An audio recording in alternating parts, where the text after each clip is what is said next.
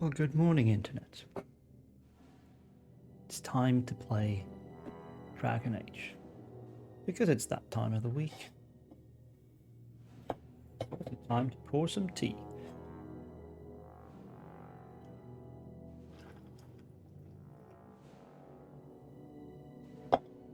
How do you like my tea pouring face? Left hand held far out. Yeah, very good idea. Yeah. Good morning and welcome, one and all.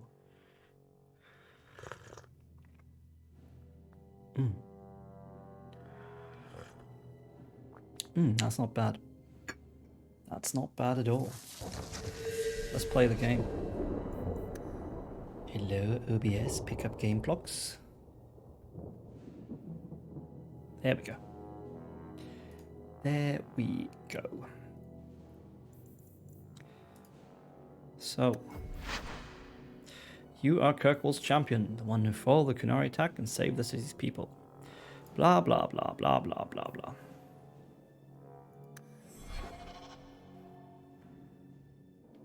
Oh.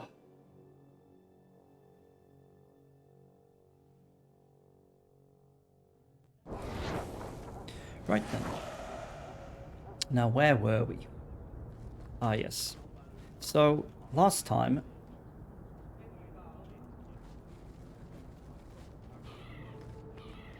we mostly did a side quest for Gamnum, but we also did Sebastian's companion quest, which is interesting because it seems to very much tie into the larger story of Dragon Age, the longer term story. But Sebastian is DLC. He is completely optional, as far as I know. But yeah, his quest involved meeting an agent of the Divine, who turned out to be Leliana, of course. And on the way to this meeting, we were ambushed by several very angry mages and their allies, I guess. Blood mages, to be specific. So that was interesting. We dealt with that fairly easily.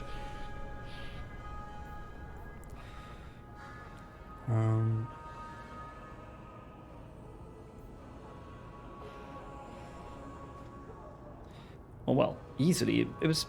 They were long fights. They tested our endurance quite a bit. Now, we've picked up a lot of junk gear. And we've messed up some things. So there's a staff for Meryl. Because she's been using this since like Act 1, and it's not very good.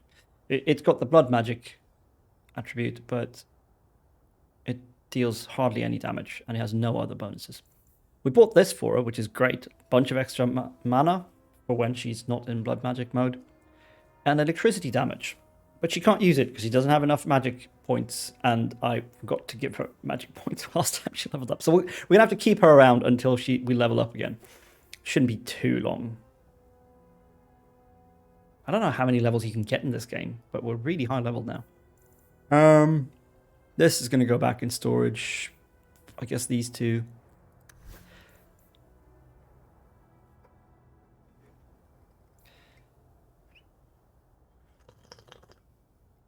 I kind of want to use this mage's friend.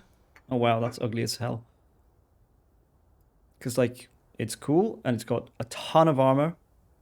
And 3 rune slots that we can stick defense runes in.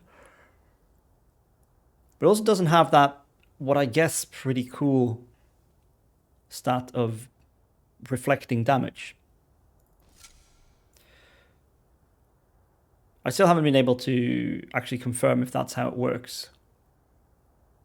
Because I'm busy in fights doing my own thing. Letting Aveline pretty much handle herself.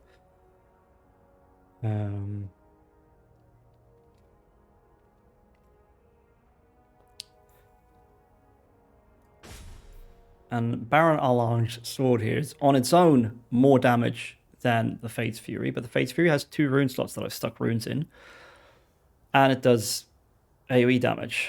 So again, I'm not sure, but it does have higher threat generation, and enemies cannot dodge attacks. So there's a lot of guaranteed damage going on. So it should be better, is what I'm saying. Like the rating system thinks so, but the rating system is a bit odd. It doesn't take into account rune slots, for example. It only takes into account like some sort of base item level thing. And in that sense, yeah, Baron Alange's sword is way better. Just like the mage's friend is better than the Shield of the Knight herself. But also I think it's kind of cool to use this, because it ties into like her person and character. Right, so storage. We sell this, I think, as well as this. Okay, this is going to storage. So move to junk.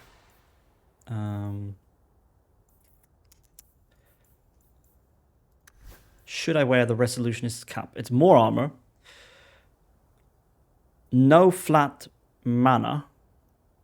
Same mana regen, no attack. I'm not worried about the regen value or the attack value. But no flat mana. Does look more sort of interesting, but it's also very clearly a chantry thing, unlike the Wisdom's Eye here. Game says, obviously, Resolutionist cap is better. It's got higher armor. Also has 2 rune slots, so we can stick more resistance in it. We'll wear that for now. Hell no. Move to junk. Hell no. Move to junk. This we picked up recently from that fight. Julie the Ether. Willpower. That's nice. A lot of health and magic resistance.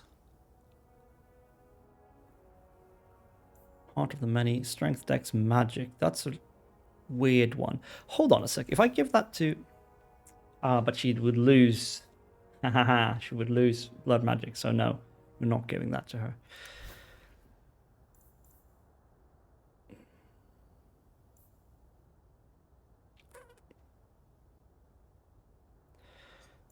Oof. Okay, we can probably... Let's get rid of all these like white ranked things. So they're garbage, mostly. And they're not something I think anyone really needs.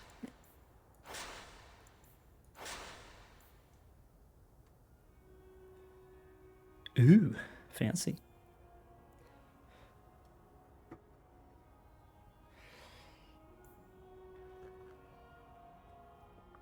Defense, armor, health regen. What kind of rings is she wearing? Constitution, attack speed, damage resistance. Oh yeah, so I guess she should really be wearing that, but she's not.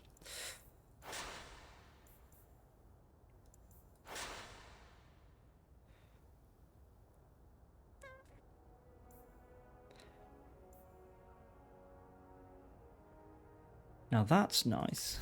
Why am I not wearing that? Mana regen, magic resistance. I think that might be better than Belt of the Primevals. Yeah. I think so.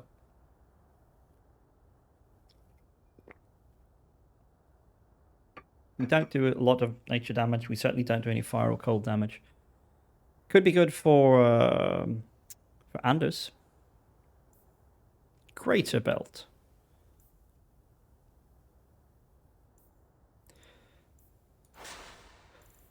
Right, let's get rid of junk. Boom. Really nice daggers for Isabel here, but let's not worry about that now. Okay, so where are we at in terms of the actual gameplay? On the loose, how did we acquire this quest? I have no idea. Absolutely no idea.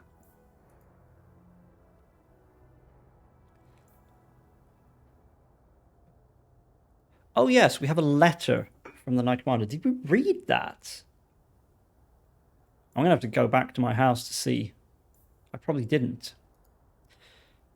Right, we have Isabella's quest. I really want to do that. If we can, because I want to get to the bottom of her story. We got the Bone Pit. Ugh, fucking Hubert.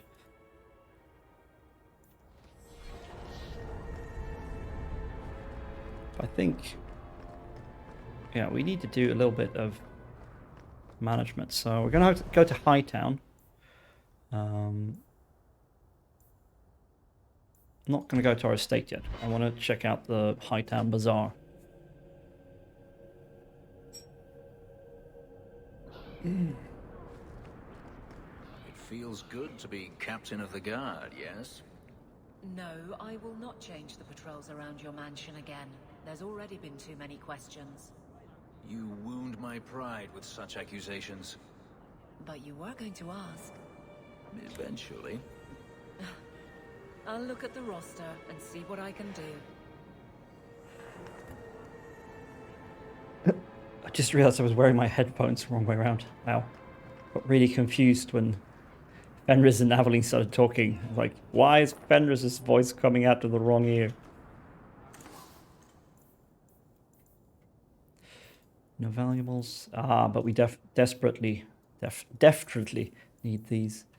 Lyrium potions we have plenty of, and I think we can craft them. But we can't craft stamina potions, as far as I know. We have plenty of injury kits, but we might as well buy them.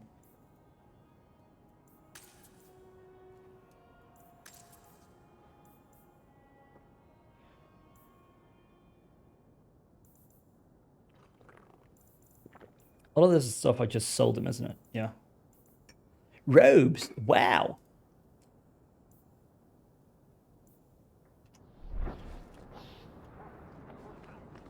Quality armor. Quality armor. Yes, but not for me. The best outside of Orzammar. Yeah. Limb Taker. Now that's a cool one.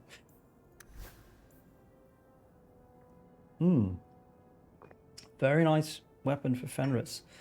Don't use Fenris all that much though, so we might just not bother.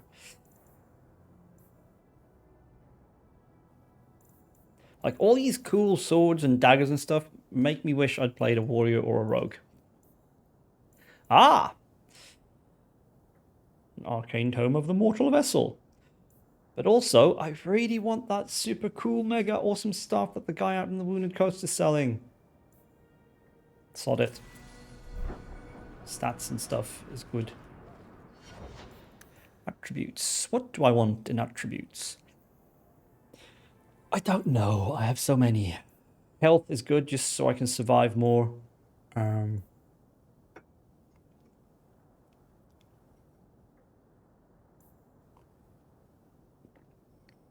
Staffs don't crit, so I'm not interested in dexterity at all.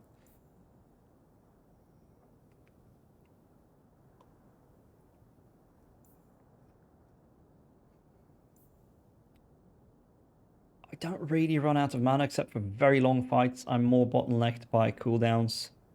And also we have potions, so Constitution.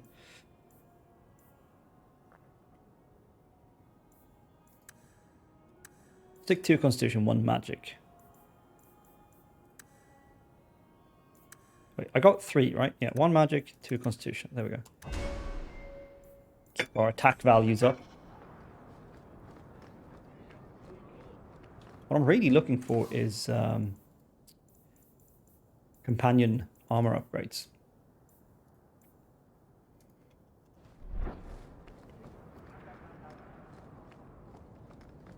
Seems we aren't getting any of that.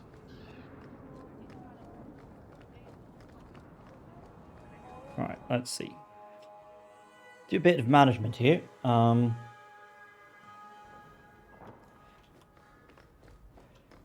Check what needs runes.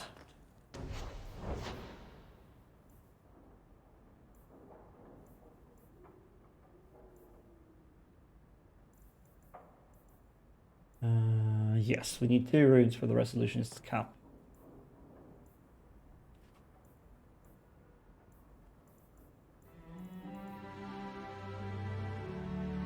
And the question is, it would be cool to give Aveline that other shield where we can stick 3 defense runes and just have her be unhittable.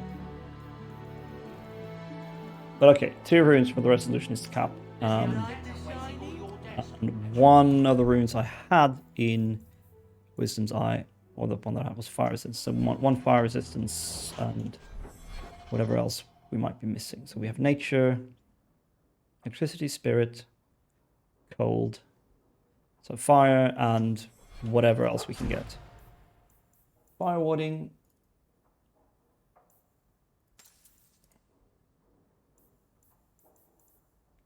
Let's see, we have Frost, Lightning, Fire, Spirit, and Nature.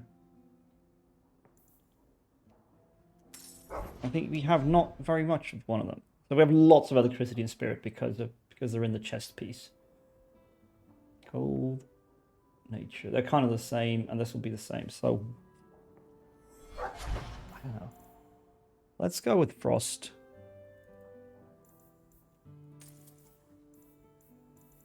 Yeah, that's a good one.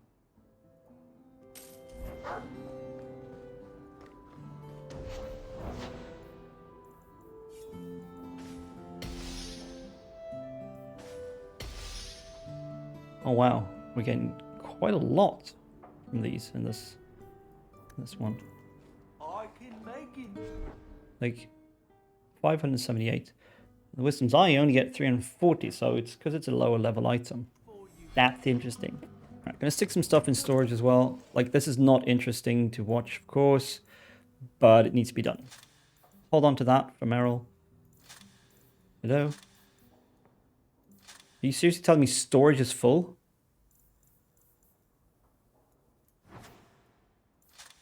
Nope, I just can't put the Hawke's key in storage. What? I know it's restricted to me, but what the hell? Okay, that's weird. It's rather annoying.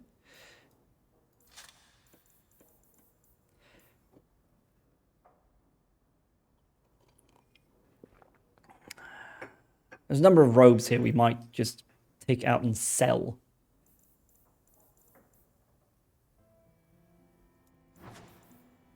Spiral eye stuff. Pretty low level, we don't need it.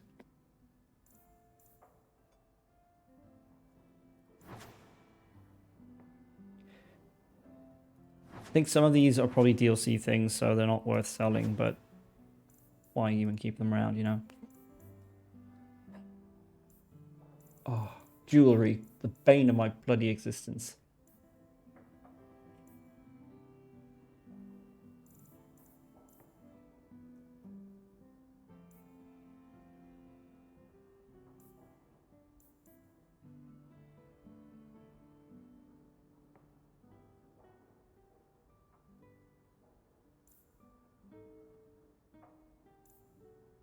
I'm gonna not wear these, I'm gonna sell them.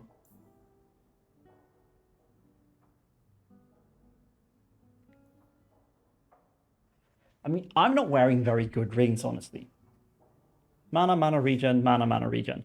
They're not doing anything, really. But, like, I also haven't found any rings that would really be that much better. Let's see. Strength and magic, don't care. Cunning and attack speed, don't care. Nature damage, healing to this character, nature resistance, chance of death. Okay, that's, yeah, I guess, debatably useful at least. Or doing something fun. Willpower, health. All attributes, magic resistance. Now that's actually, like, good in some way. The game doesn't think so. I don't know, it's so hard to tell what's really useful for me.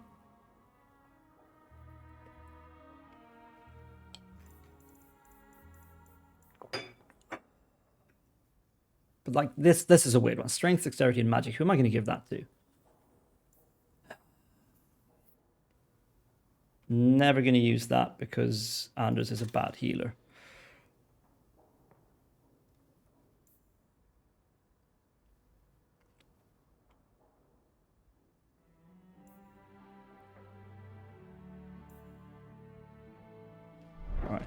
good.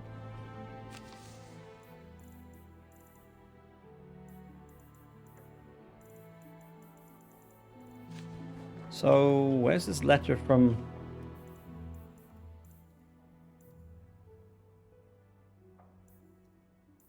Okay. We've read the letter and it told us to meet her in the gallows, I guess. Gerard. What's you know?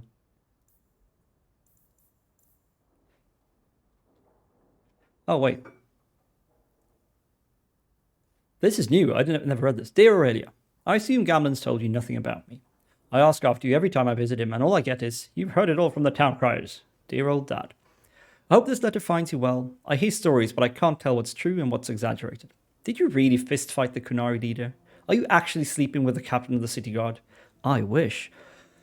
Did you slay a dragon in Darktown? Not in Darktown, but yeah, I've slain dragons. Can't all be true. It is exciting to hear the stories and say, that's my cousin. Write to me and tell me how you've been. I want news. I'll trade you incriminating gossip about your favorite uncle. Yours truly, Sherrod. Yeah.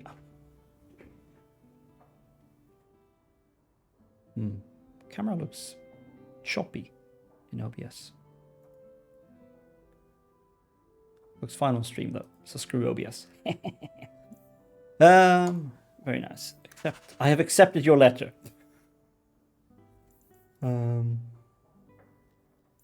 Letter from Orsino. From Ella. Okay, well. Cool. I'm going to bring my tank, my rogue, and my other mage. Darktown. Let's talk to Anders and see what's going on with his quest. Just to see what's up there. Like, what is the story with him now? Ah. Yep. You can... Well, actually, no. I'm going to stick all your shit in cunning right now. Because you need to be able to pick bloody locks. This is filled out. This is filled out. I made sure he's got speed, which I have to keep remembering to turn on. The game has not given him any more points here, here, or here. Improved miasmic flask is probably good. Rush is not very good. He's not a melee rogue. That's pretty cool. Fatiguing fog. Confusion. Oh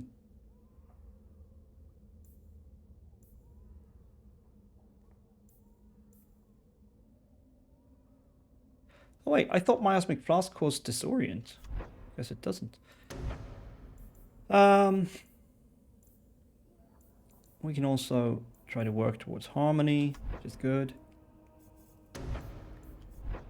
Like, I'm not really sure what to do here. That's nice. Blindside. Armistice. Oh, right. Threat redirection. That's cool. And more threat redirection. Or threat reduction and threat redirection, I should say. Not really useful on Varric. He doesn't do melee. Brand, critical chance versus target for warriors and mages. That's cool, but gonna require microing to like get the most out of, and I don't feel like microing too much. Ah, more stamina regen per attack. That's good. Subterfuge, stealth, evade. Evade could be good for him. Absolutely, and stealth as well. And yeah, that would be even better. Get him out of trouble. I don't have, like, he did die a lot in that Arcane Horror fight in the Assassin's Mark DLC, but other than that, he's fine.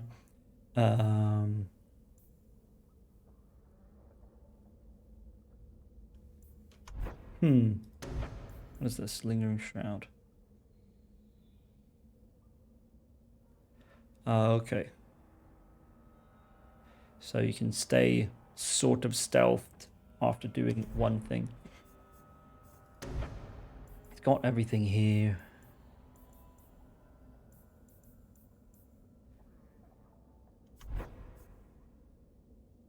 Oh, decisions. What do we do?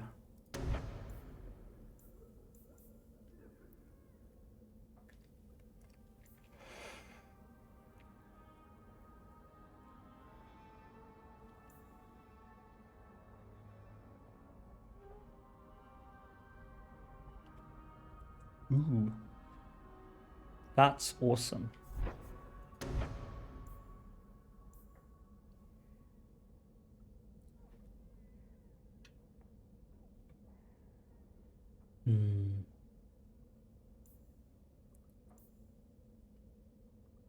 Basically, you gain half the benefit of the other modes when you're in any mode. So that's pretty cool. Right, let's grab precision and power because we need them for harmony.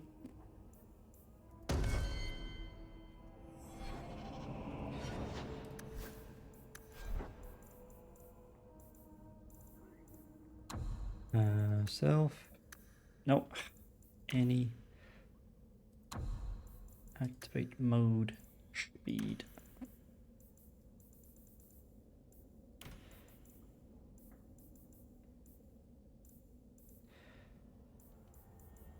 All right, let's see. This. It doesn't even have archer slot. Okay, so let's see. Let's see. Enemy. No.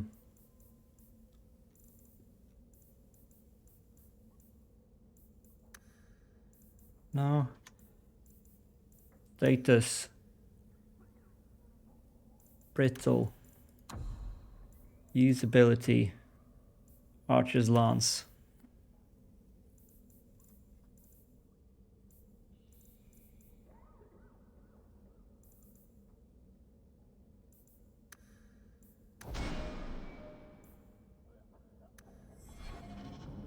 Because if I recall, Archer's Lance, yeah, does hella damage against brittle enemies. So does this, so we should really have that set up on one of those as well. But he uses that. That's really good, just AoE damage all around, so we might just leave it for now. Right, Anders, let's go have a chat. See what you're on about. Or I guess maybe what Justice is on about. You should have this back. Twine? When did I loan you a ball of twine? You gave it to me when I first moved here, when I kept getting lost in Lowtown. It drove the merchants in the market completely batty, but it did help me find my way. Keep it, Daisy. I don't think I'll be getting lost again anytime soon. Well, you never know. Might need to tie a package up, hang a lantern, dress a roast chicken. It's multi-purpose. Those two have an interesting relationship. And it seems sort of healthy, I think. I'm going to be trying something, and I thought you'd want to be part of it. We've both been wrong. What I did with Justice was unnatural. It should never have happened. What do you mean? Is there some way to undo it? I've spent the past 3 years researching the methods of Tevinter Magisters. They're the only ones who have ever sought to reverse spirit possession, not just behead the victims. I believe I have a formula for a potion that can separate Justice and me, without killing either. Is it dangerous? There are always dangers with magic, but I believe this will be worth the cost. Surely that's worth any risk it entails. I knew you'd stand behind me in this, even if... What? Nothing. I've gathered most of what I need, but there are some outlandish ingredients I was hoping you'd help me collect. A powder the Tevinters call Celepetre, and a small amount of Drakestone. Is it just a potion? Is there anything more to this ritual? No, no ritual. Just mix the ingredients up and boom. Justice and I are free. And we can take our rightful place among free mages. What is Drakestone? The Tevinters used to mine it for their apothecaries. There should still be deposits in the bone pit. Well, we have business in the bone pits. Where would we find Celepetre? It's a crystal that forms from concentrated manure and urine. Ew. We can't just buy it somewhere. It's not used by mages here. There's no reason for any merchant to stock it. I suggest we search the sewers. There's an entrance not far from here in Darktown. I assure you, we'll find them. I could not have begun to do this without your support.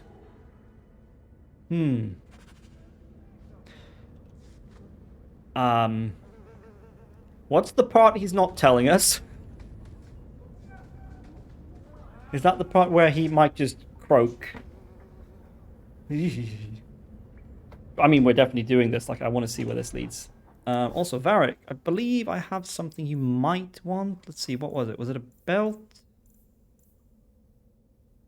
A ring? No, it was the Eye of the Bearded Dragon. Crit chance, healing to character, attack speed, immunity to stun. Crit damage for... No. No. No, no, no, no, no.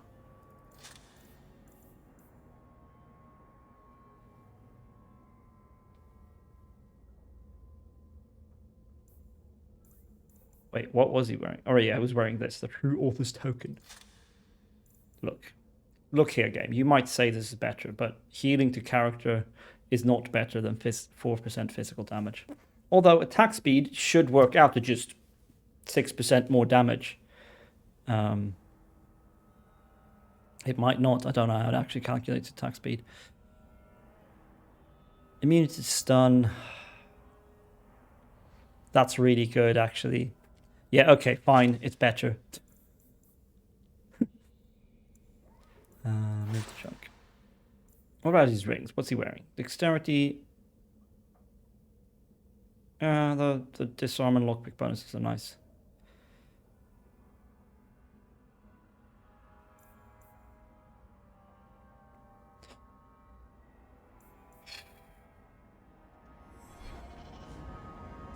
Right then. Shall we go into the sewers immediately, maybe? Yeah, let's do it. See, is there some kind of vendor here as well, so I can get rid of all the junk I'm carrying? I want to say that there is, but I can't remember.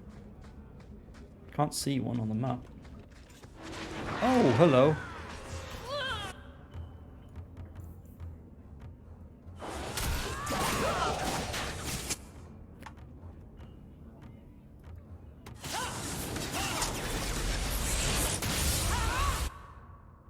Alright, let's try this. I'm going to petrify this dude, and Varric should immediately Archer's Lance him. Let's see. Let's see it, Varric.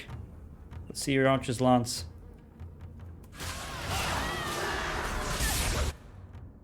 There it goes, taking off a huge chunk of his health.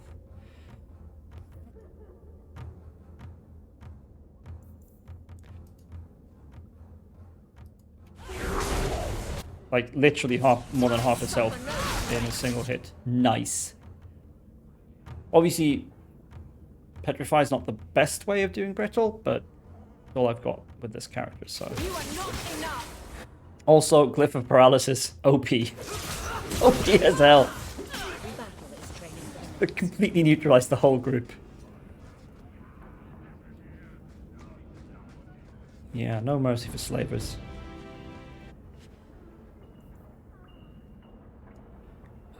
Wish I could move stuff to chunk from the loot interface. Alone in the dark.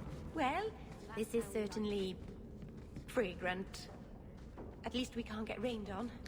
No, just pissed and shit on. May as well be slain. Literally. We can enter the sewers from here to look for the cellar Petre. Are you ready? Let's go. Hold your nose. We'll have to get pretty close for me to tell what we're looking at.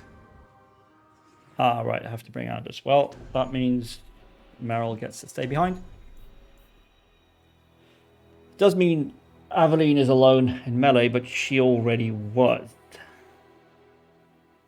That's fine.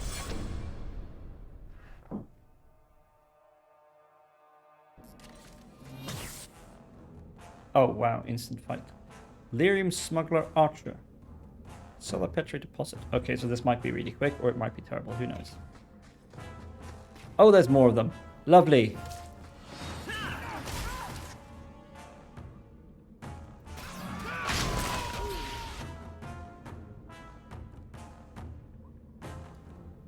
Ooh, ooh, ooh, ooh. Do you know what you need to do?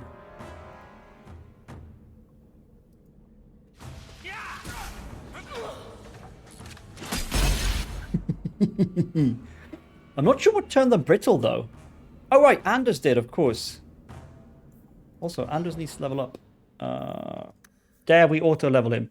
No, we do not, because it's going to pick up freaking Panacea and stuff. We're working on getting him better walking bomb. That's what we're doing. Let's see. So we need corrosive and virulent walking bomb. We can get corrosive next level, so upgrade his Spirit Strike or give him Dispel Magic.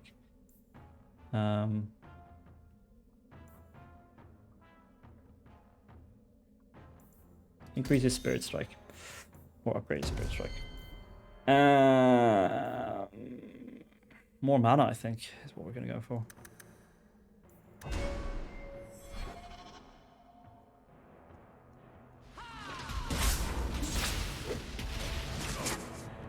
Yeah, I mean, don't stop attacking. Why is she not attacking?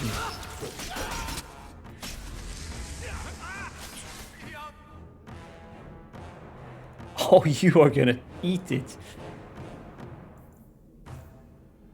Let's see. Crushing Prison. Yeah, it's not staggered, so it's not gonna do bonus damage, but still gonna go down pretty quickly.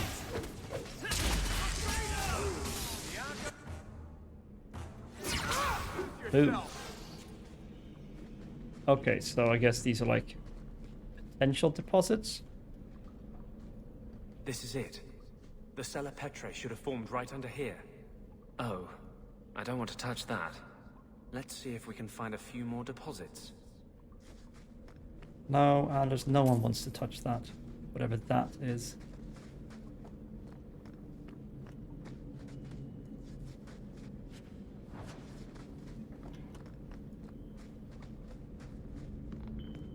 Also, these sewers are weird. Like, where are the actual sewage still and try not to make any pipes? loud noises. Yeah, stay still. I love doing that. Watch where you step. Wow, a lot of traps suddenly.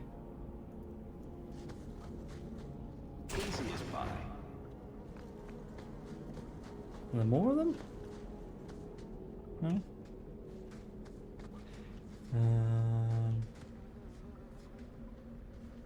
Right, let's check down here first. Ah, a fight.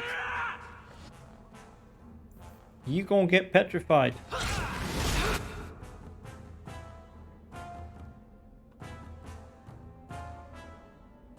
Ah, shit, I didn't have to brittle him because Anders was about to do it for me. Alright, I think we're gonna paralyze some folks here.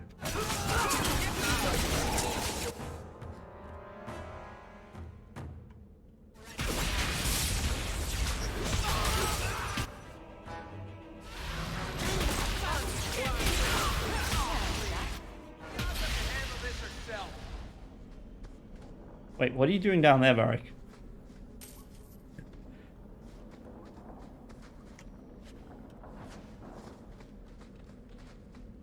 The Enigma of Kirkwall. It is well known that the veil is thin in Kirkwall. Small wonder given the suffering in the city.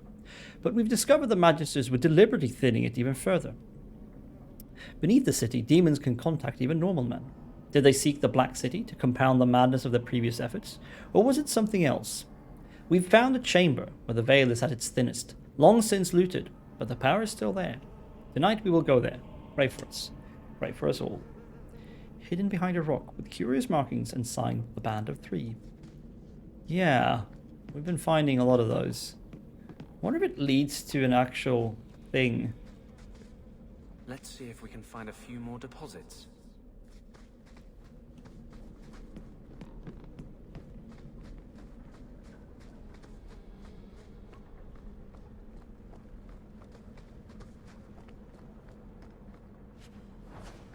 Indeed.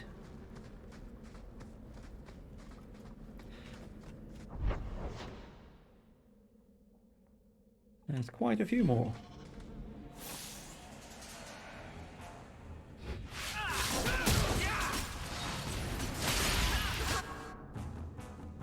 Ooh. No, this.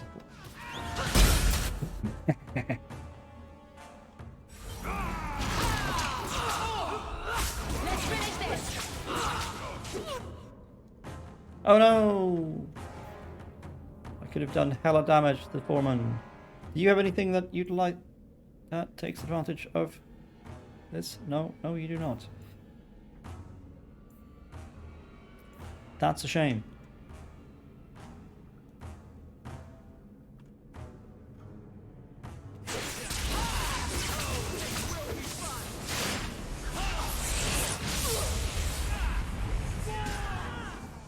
Everybody died.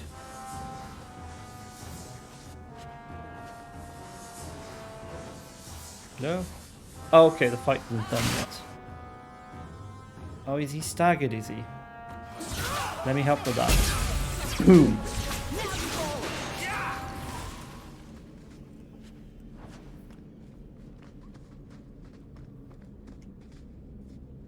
Let's see if we can find a few more deposits.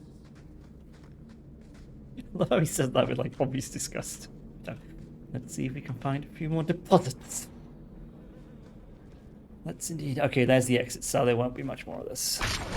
Whoops! Well, the hell? Ah, this game and its fucking crappy targeting. Oh, this is going to be gorgeous. No. Bursting arrow on top of all of these fuckers.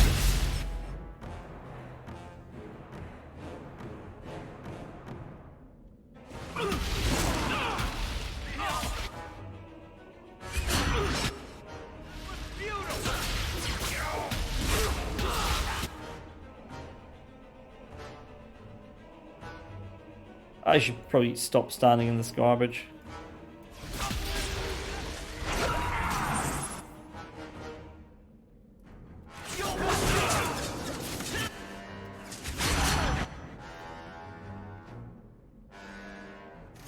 Yeah, I need to move. It's a bad place for me to be. Let's lay down some paralysis.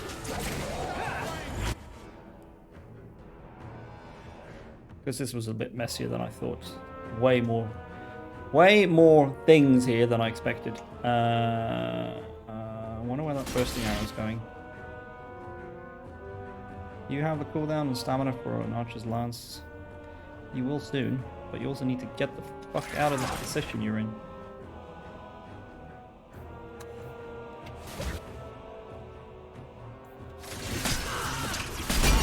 That's dead pit boss. Ooh, this is a good spot for Anders to do some walking bombery.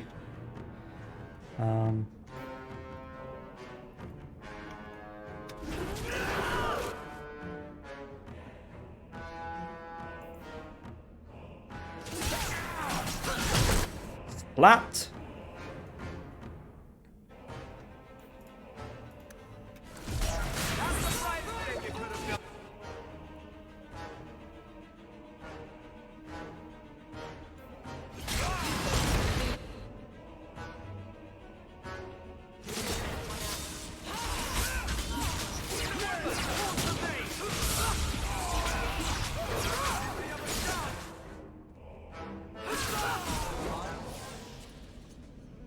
Yeah, that was a bit messy. Could have played that better.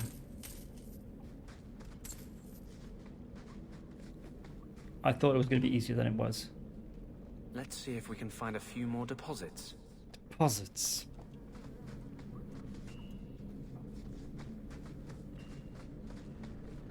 That should be plenty. Thank the Maker.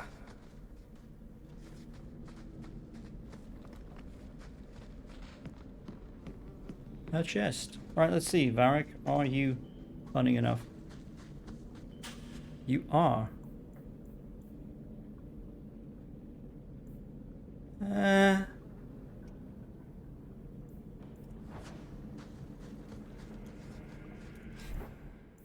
Let's see.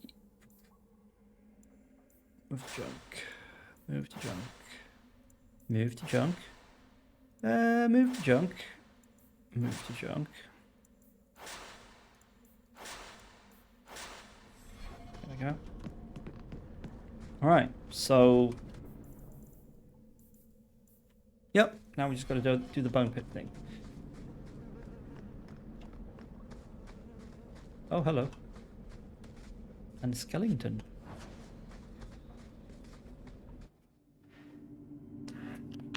Oh.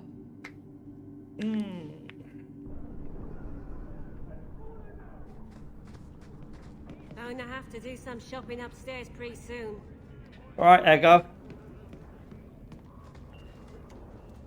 No, not hold position. So, what do we do next?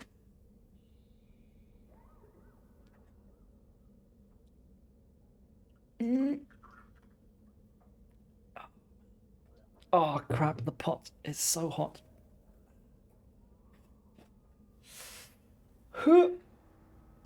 Back you go.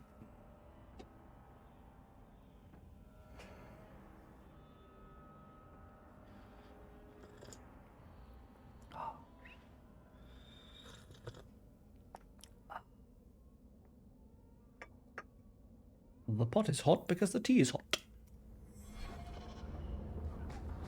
Just like Captain Picard would want it.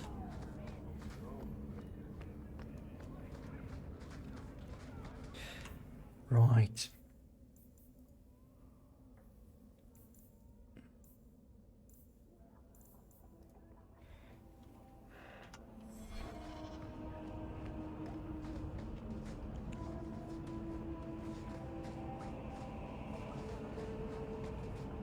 Yeah, I can order poisons and grenades from this dude, but otherwise there aren't any merchants or anything in Darktown.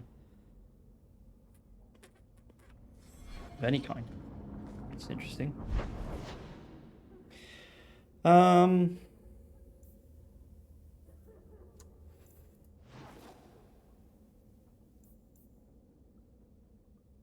yeah, we got that thing as well. What is it? If I want to do... Yeah, we need to go to the Blooming Rose at night.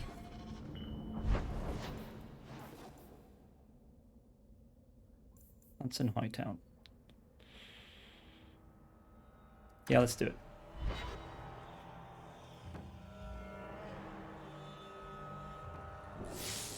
Oh, for Pete's sake.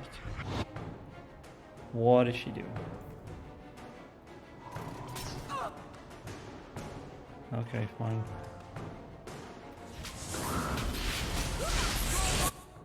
Oh, there you are. Anders, baby. You have one job here.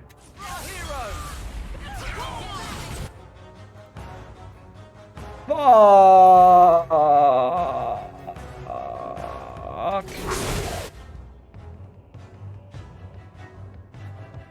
Good morning, Jacob, or good evening, I guess. How you doing?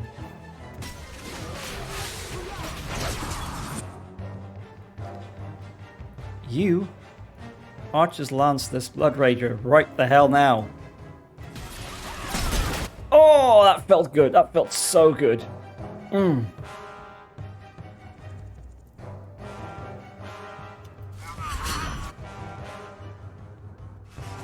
Oh, shit. I'm still in healer mode. I am very tired. I'm sorry to hear that. It must be... Let's see. So... It's almost 10 in the morning here. What time is it where you are? It's like 10, 11 at night? Does that make sense?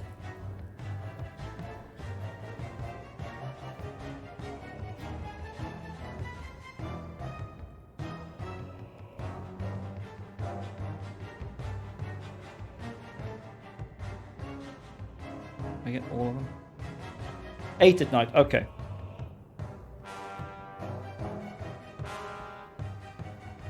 Let's see. I can't count, so that means you're 10 hours ahead. Right, yes.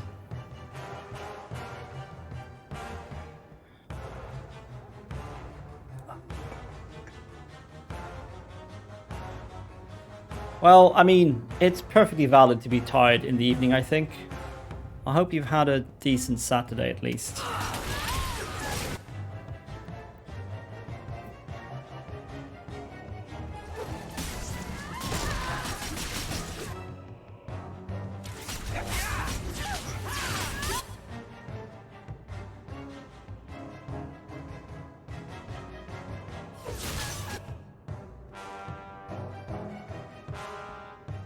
Wow, we took quite a beating from that Blood Mage's thing.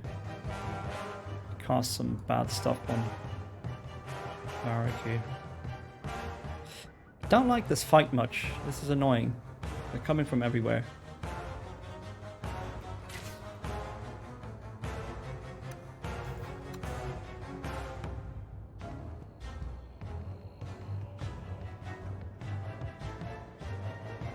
I've either gamed or been watching Netflix as we're still under some lockdown rules. Oh yeah. So like, what is the lockdown sort of status there right now? What are you allowed to do? Because I know you've been working some. So can you work? Or are you not allowed to leave home at all, really?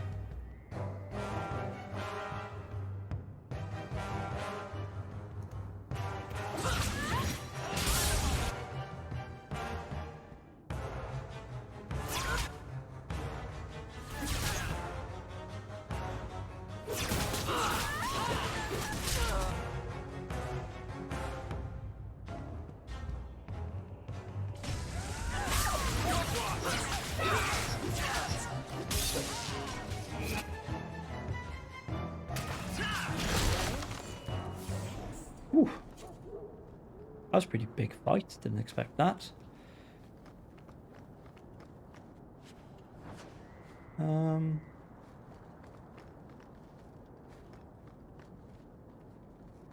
hello, Fee. Thank you for the lurk. I know you're on streaming as well. I'll probably stop by yours later, since you tend to go longer than I do. And hello, the Bronte Marie and Oh Sisters and whoever else came in with you. Hello, Divine Vitriol. God and Mum, I like that. That's awesome. How you been doing? I know you were playing Origins earlier. Let me give you a...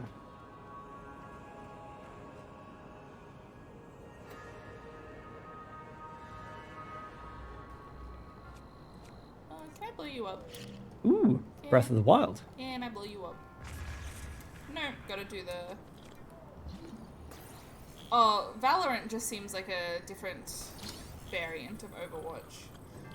Seems it's what people migrated to, so the player base seems largely the same. Alright, I can come...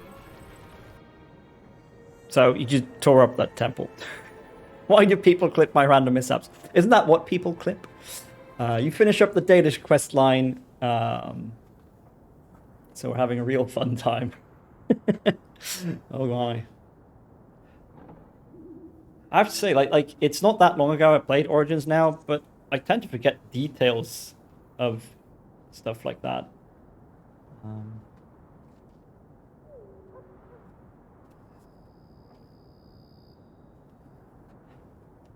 But basically, you dealt with...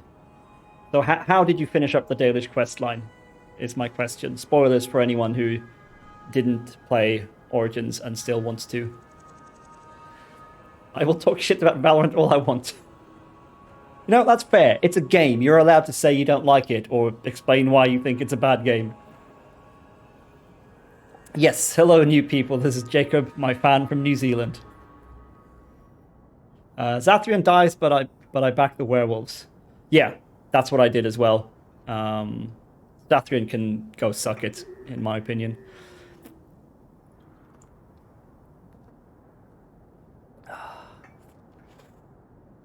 Oh. Have no fear, we are here. I just think that Valorant and Overwatch have the same fan base, just mixed over. I can see that. I haven't played much of Valorant. I downloaded it on a lark because a friend of mine was playing it a lot, so I was like, yeah, maybe we can play that together. Or he was like, yeah, we should play this together. And then we never got around to doing it, so I played like 1 or 2 matches on my own. And those games aren't fun alone. That's something I'll give Overwatch. Overwatch is more fun alone than a game like Valorant is, because obviously it's skill-based, but it's easier to just muck about in and have a bit of fun with the colorful abilities, and you respawn very quickly when you die and stuff like that. Valorant feels more like Counter-Strike to me, where if you mess up, you have really messed up. And you've just probably cost your team the match or something. That's so fair, yeah. But again, like, this is based on playing like 2 or 3 matches. And then I uninstalled the game because I didn't like the fact that they ran their little anti-cheat application on boot on my machine. And the only thing you could do was to like manually disable it, but then you had to reboot your computer if you wanted to play Valorant. There was no way to launch it with the game, apparently. Which just doesn't make any sense to me, but yeah. Isn't Valorant sort of like a CS:GO lookalike? Yeah, I feel like for me, Valorant feels more like CS with a bit of Overwatch on top of it. So it's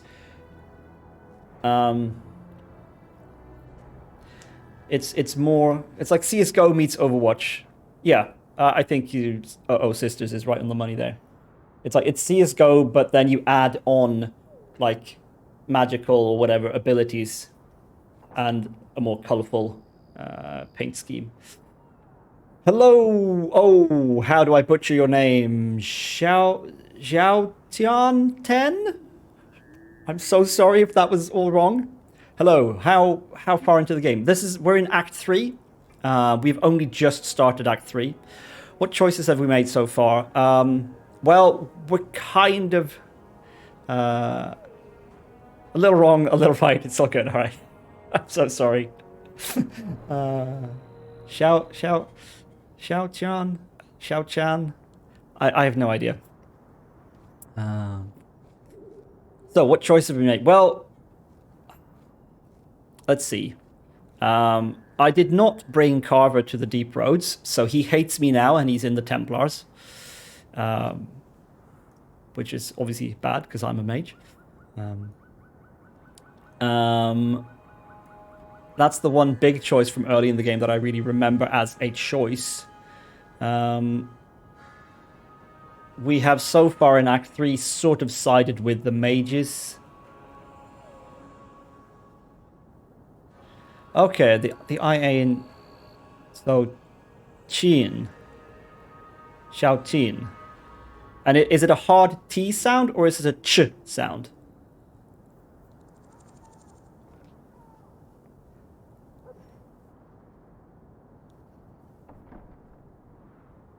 Hard T. Okay, so Xiaotin.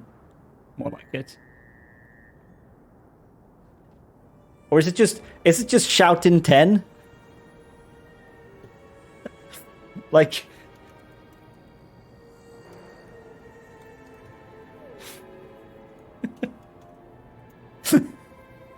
I'm so sorry. Yeah. I'm sorry. I probably... Sure it is. No. Xiaotin 10. Welcome to the stream. I hope you'll like it here despite me butchering your name. Anytime you feel like correcting my pronunciation, please do. I'm gonna just call him Xiao. Well, if Xiao Dean is okay with that, that's okay with me, of course. Yeah, so yeah, definitely siding with the mages. I kind of felt right as I'm playing a mage. It felt very weird to like side with Templars on anything really. Depends on how you deal with this last part of the game. Yeah, I mean, I haven't played Dragon Age 2 to completion before. I've only played up to like halfway through Act 2 before, so everything is new for me now story-wise.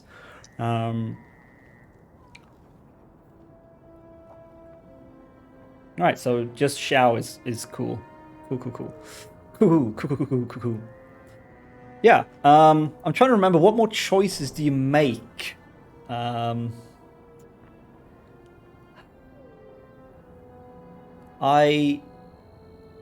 you get to honorably duel the Arashok? Yes, I dueled the Arashok. I couldn't say that it was particularly honorable. I ran away from him while rotating Glyph of Paralysis and Petrify, so I could take pot shots at him. But I mean, he's a very big dude with very big swords, and I'm a little girl in a dress.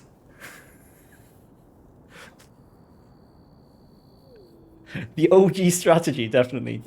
And yes, Jacob, I will be playing the next Dragon Age game, Inquisition, once I'm done with this, which shouldn't be that much longer. Taken for a client of the Rose, thank you. Oh, how's Carver doing? Well, he's in the Templar, and he hates me. So, that's kind of par for the course. Like, I kept trying to be sort of consolatory or something with him. Like, tried to, like, reason with him. But that chip on his shoulder just isn't going away.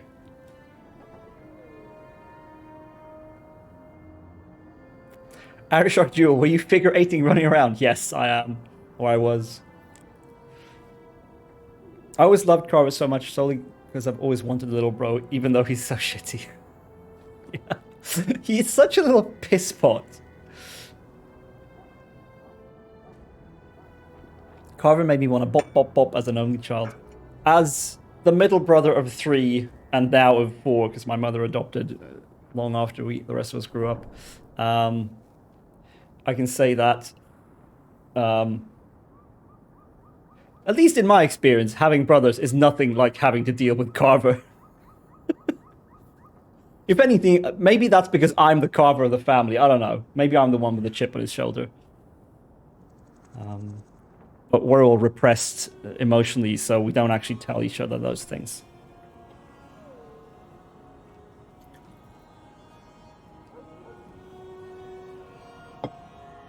But yeah, I think it's kind of interesting to. I think it's good to play this one as a mage, because if you don't, you get Bethany instead, of course, and then all the Mage Templar stuff concerns her. Will she go? I don't know. I guess she can go to the chant, to the circle, I suppose.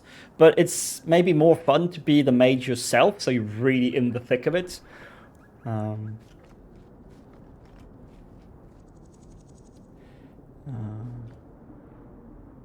Dragon Age 2 Blood Mage seems like the most canon route to me. Apostate Hawke.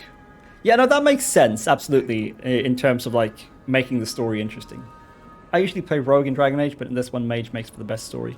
Yeah, in Origins, I've really only played Rogues. I've played through the opening as a Mage just to see it.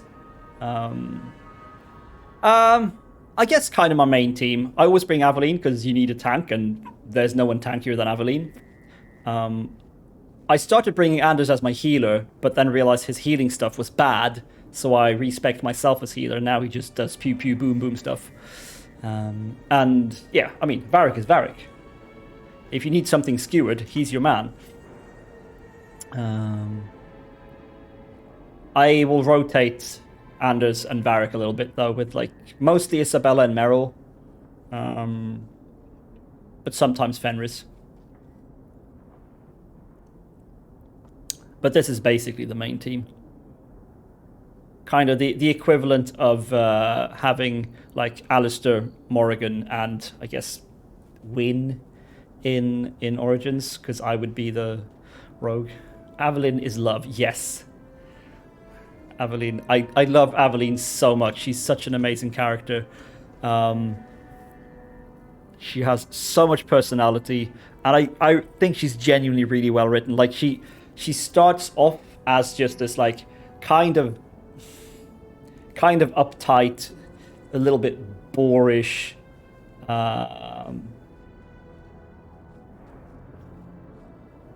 person, but as you sort of play through her companion quests, you talk to her, and especially as she has companion conversations with the others, you get to see that there's a lot of like actual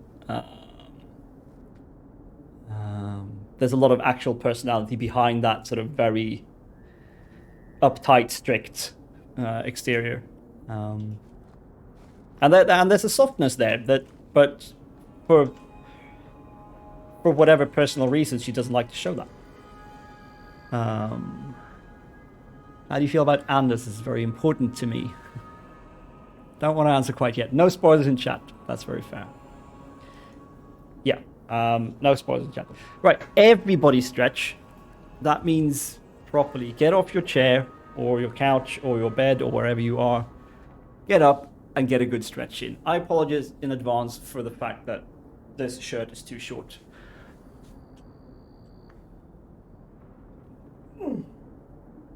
Oh.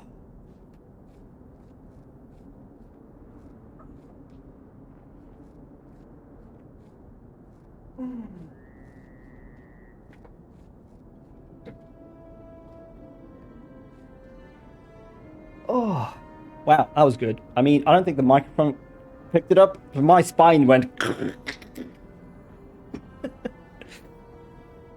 I haven't spoiled anything. No, that's true. I love Anders. I really liked him in Origins Awakening.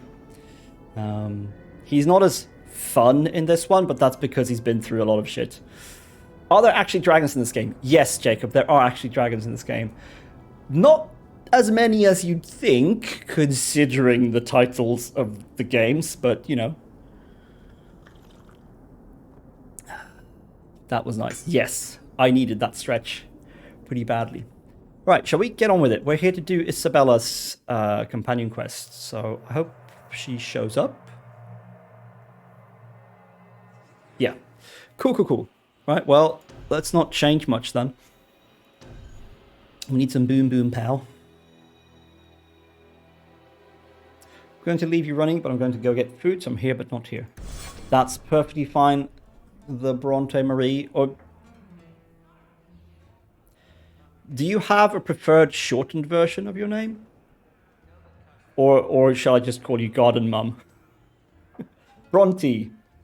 Ah, cheers.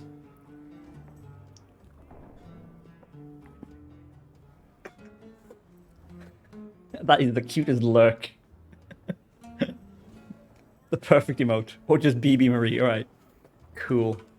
I'll keep that in mind. I think I'll go with Bronte then. Whatever tickles your fancy. Right. Let's see. That's fine. So, we are now in a brothel. Be aware, there is sex work in the Dragon Age world. It is legal, but still considered sort of sordid, I think. Like, ideally, you don't want to work in a brothel. That's his room over there. Oh shit, I think I just Are you ready? aborted a companion Yes, dialogue. I think so. Now, this needs to be convincing. And you'll need to get creative. Call me names, even hit me. Stick with it, no matter what I do. Velasco's a clever son of a bitch. If you waver, he'll notice. I don't remember if she told me about this part of the plan. So we're here to confront whoever it is that's like basically got Isabella running scared.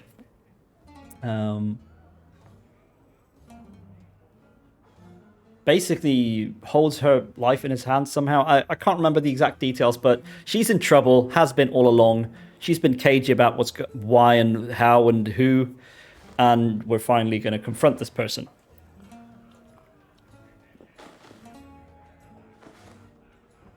I'm worried about you. You're enjoying this a little too much. I am, aren't I? Whatever you Seriously, do, you guys, just in make front sure of the it others? takes me to Castillon. I'll leave a trail for you to follow. Let's go. I think you and Isabella can handle it from here. Oh, right, yes, she's... Now remember, we're going to use her as bait. To lure out this Castillon, who is the person who's actually... Like, where am I going? I'm going here, right? Yeah? Anytime I start looking at the minimap, I get confused.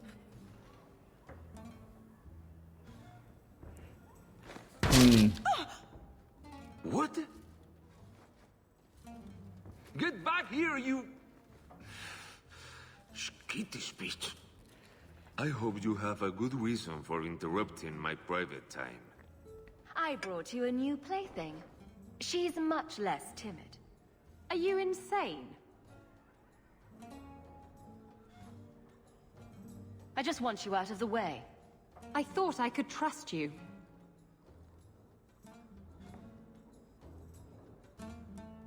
Shut up. Wow. I've waited a long time to do that. That camera angle, though. What the hell? But Castillon will never forgive me. Castillon will be pleased. He's been looking for Isabella for some time. A token of our appreciation. It's more than she is worth. Wow, okay. The rescue, then? Have you played Dragon Age Inquisition already? I've played Dragon Age Inquisition for about 10 or 20 hours. Started it over 3 times, I think. And never got past, like, the first area. Because there was too much to do. Like, I don't do well with open world games. At all. So that's kind of that's the project here. An acquaintance of mine who's way more into Dragon Age than I am kind of made me aware of the fact that that there is a Dragon Age 4 coming sometime within our lifespan, hopefully. And I decided I have to play these games fully. So I loved Origins, and then I played half of this and like 10 hours of Inquisition. So I need to play through them all. So that's what I'm doing. Like, that's why I'm streaming it, to keep myself accountable so that I keep going and actually get somewhere.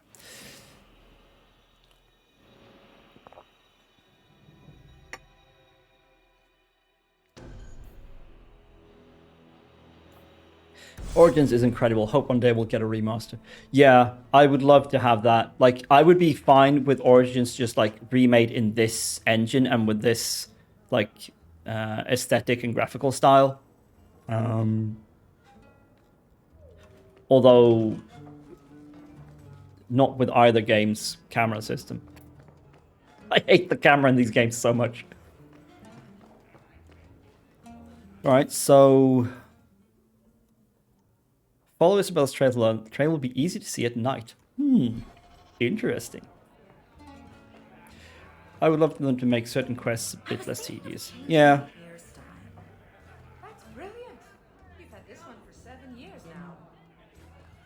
And of course, our favorite uncle is hanging out here. I haven't seen the Seneschal much lately. Don't tell me the man's gone religious. I think... He just keeps terrible hours now. Didn't the Seneschal die?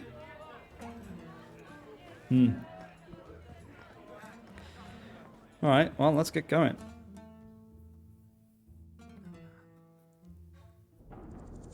Isabella's Trail. This belongs to Isabella. Yeah. Well, quest literally said to go to Lowtown. Oh, no, okay, here it is. Here's more. This belongs to Isabella. Follow Isabella's trail to Lowtown. So why would I even bother following the trail? I can just travel to Lowtown. Looks like the trail Isabella left. Oh well.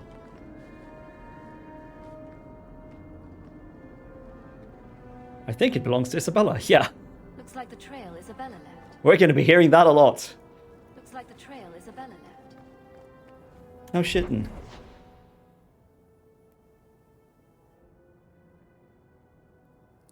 Like, why is this listed? Oh, Lord.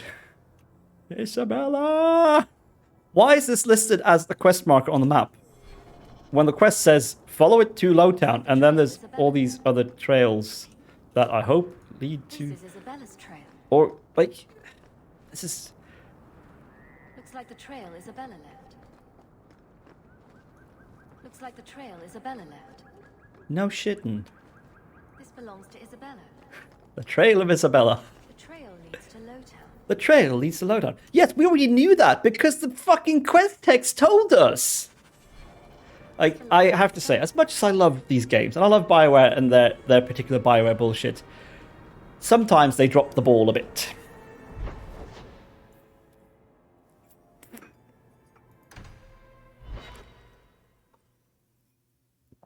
The trail leads to Lowtown, not Isabella.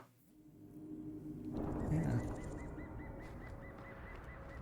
This is Isabella's trail. Well, who else's trail would it be? Looks like the trail Isabella left.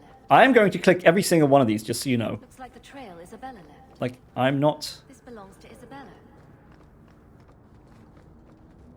This is Isabella's trail. Looks like the trail Isabella left. Looks like the trail Isabella left.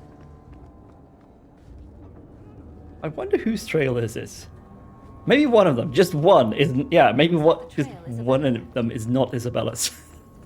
It's best to check all of them, just to be sure. Looks like the trail Isabella left. This belongs to Isabella. This belongs to Isabella. I know. Looks like the trail Isabella left. This is Isabella's trail. Oh, it is, really? Because I thought it was fucking Varric's trail. This is Isabella's trail. If we get to the end, then it's actually Liliana again. Oh my god. Oh no. This is Isabella's trail. That would be terrible. Looks like the trail Isabella left. Looks like the trail Isabella left. Isabella's leading me to the docks. Yes, she is.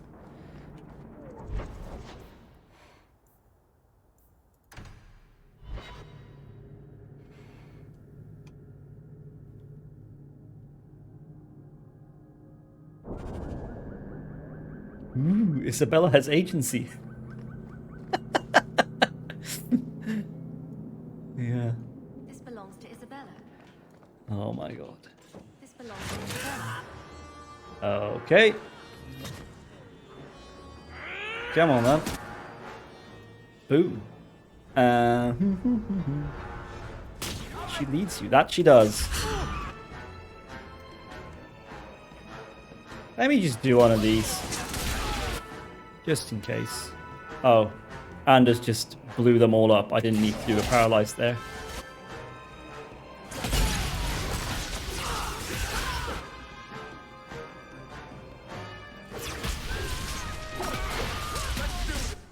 Oh look, more friends. That missed everything.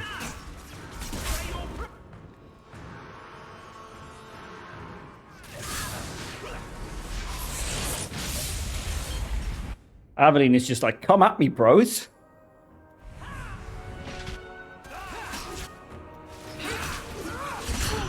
Eat shit. He's dead.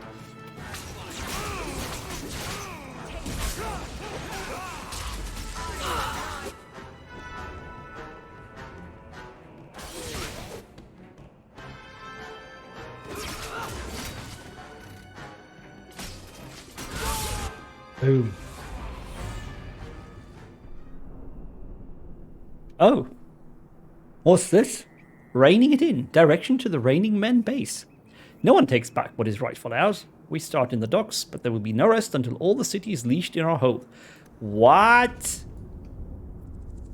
Hydrate. Thank you very much, Jacob. I will hydrate. And to do that, I'm going to pop to the kitchen real quick. I have tea here, obviously, but I'm also getting quite warm because the sun is starting to come up. So I'll be right back.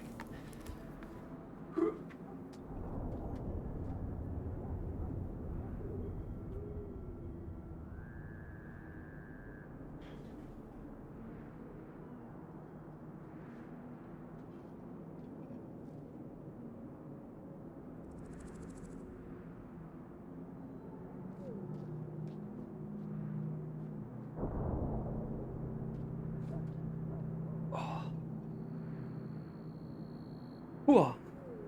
Every pro streamer needs one of these, right? So you can easily hydrate. Mine's not from a cool gaming company that sponsored me, though. It's from a Swedish labor union. That I'm not even a member of. Because I can't. They don't organize my people.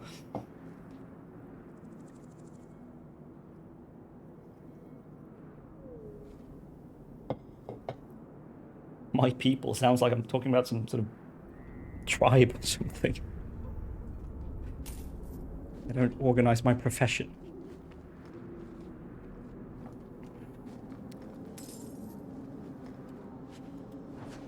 Typical Swedish behavior. Yeah, what? Having labor unions? A Kunari sword, nice. I'm currently planning on my next game to work on getting all the achievements. Oh yeah, did you get all the achievements in, let's see, what was it you were playing? Let me go check Discord very quickly. Games. What was it? Oh yeah, it was Skyrim you were doing all the achievements in. Did you finish that, Jacob?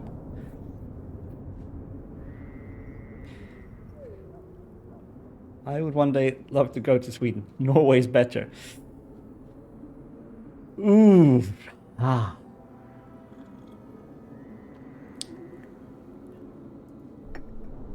I don't know about that.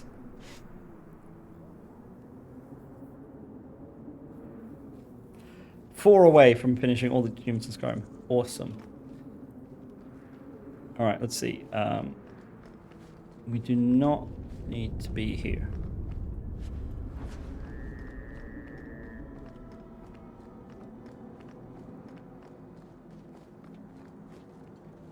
Looks like the trail Isabella left. Looks like the trail Isabella left.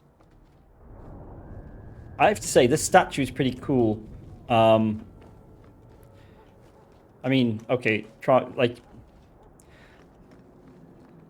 hadn't actually realized he was standing on top of a Kunari head, but the way it dominates your view when you come down these stairs is actually really good. Like, that's well placed. Which place offers me better motorsport? That's a good question. I don't know much about motorsport in Norway. I know there is motorsport in Sweden. We have Speedway is pretty big. And like Speedway is motorcycles in Sweden.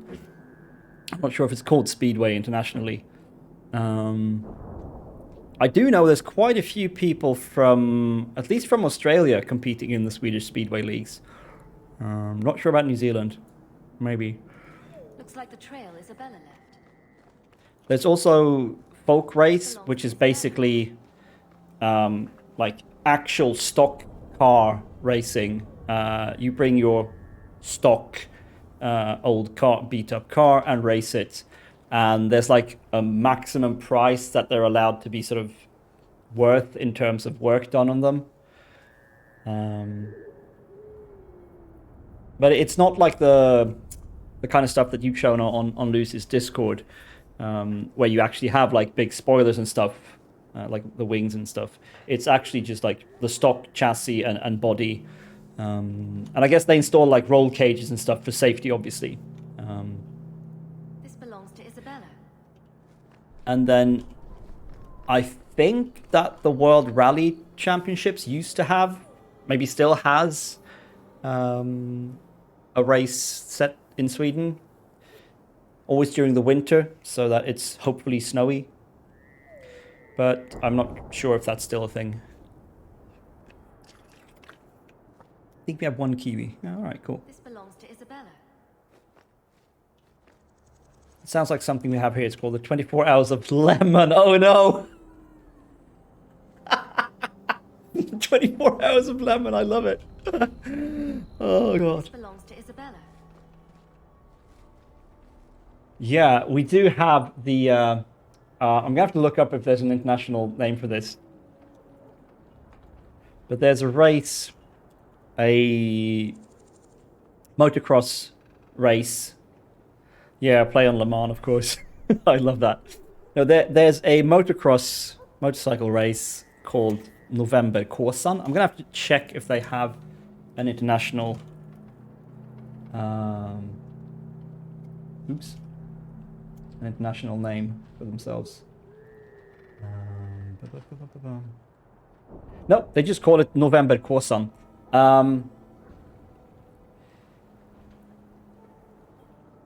It's oh, that's the word, an enduro race. Which is basically just a mud bath.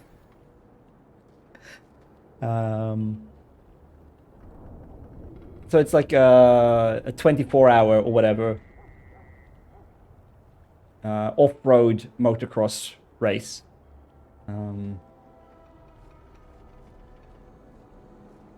Let me guess, it's in November. Yep. Middle of November.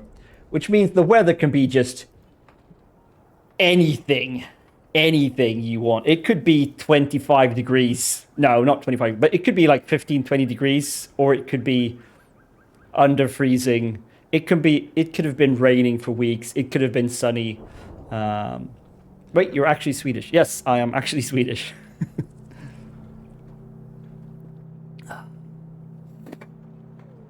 No, I just like to know things about Nordic countries and motorsports. Looks like the trail Isabella left. Looks like the trail Isabella left. Castillon's Landing. All right, here we go. Save before we go in. Time to save our girlfriend. Like a good protagonist does. So it could be like the F1 race in Belgium. There's an F1 race in Belgium? I didn't know that. Oops, sorry, didn't mean to offend. Oh, hey, no. Don't worry about it. Absolutely don't worry about it. I'm going to be hearing the name Isabella in my dreams. Oh yes, we all are. And not in a good way. It was more the perfect pronunciation of Swedish words that tipped me off. Yes, I do pronounce them rather well, don't I?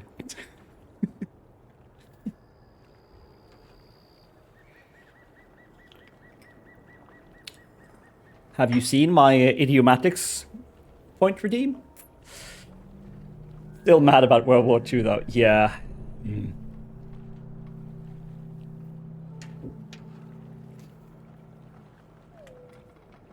I feel like Sweden could have done more, to be honest.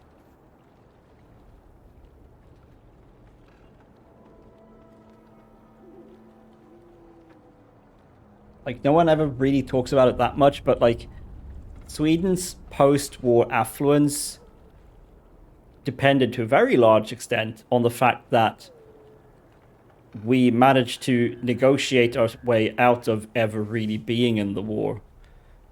But that also meant letting Germans travel through the country. It's like, oh, you want to send troops to Norway on our railway lines? I guess that's fine, as long as you don't shoot us too. Not cool. Isn't Sweden basically known for basically doing fuck all in World War II? Yeah, pretty much. Pretty much fuck all. And, yeah, like Shouting is saying, Norwegians still talk about it. And they're still mad about it. And like, justifiably so. So basically, I don't know all the details because unfortunately it's been a long time since I took history in school. And we didn't go into a lot of detail back then. But the Swedish government allowed Nazi Germany to transport troops through Sweden to Norway. To occupied Norway, because Norway was occupied. On using our railway system. And I guess the simple explanation is that this was in exchange for not also being invaded or attacked. But obviously it came at the expense of Norway being more easily occupied by the Germans. So, yay us! So much for neighborly alliances, you know. Worst neighbor, yeah. Not great. Fuck Nazis. If you see a Nazi, you should probably punch them.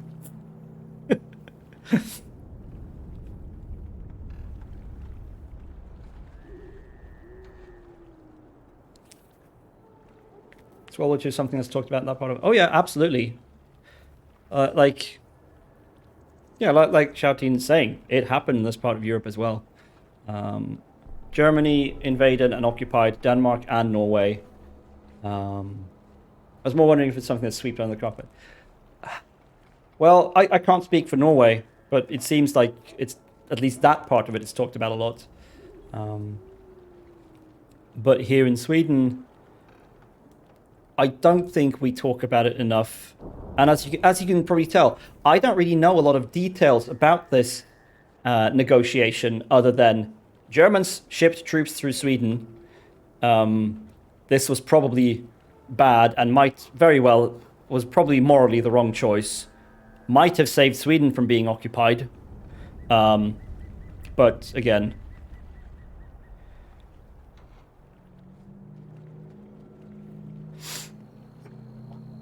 Now, recently, they've also gotten more honest about how beneficial the German occupation was in Norway for the infrastructure they had Soviet and Norwegian prisoners of war do and die doing. Yeah, I mean, that's another thing, like... War is bad. And let me be very clear about that. War is bad. We should not want war.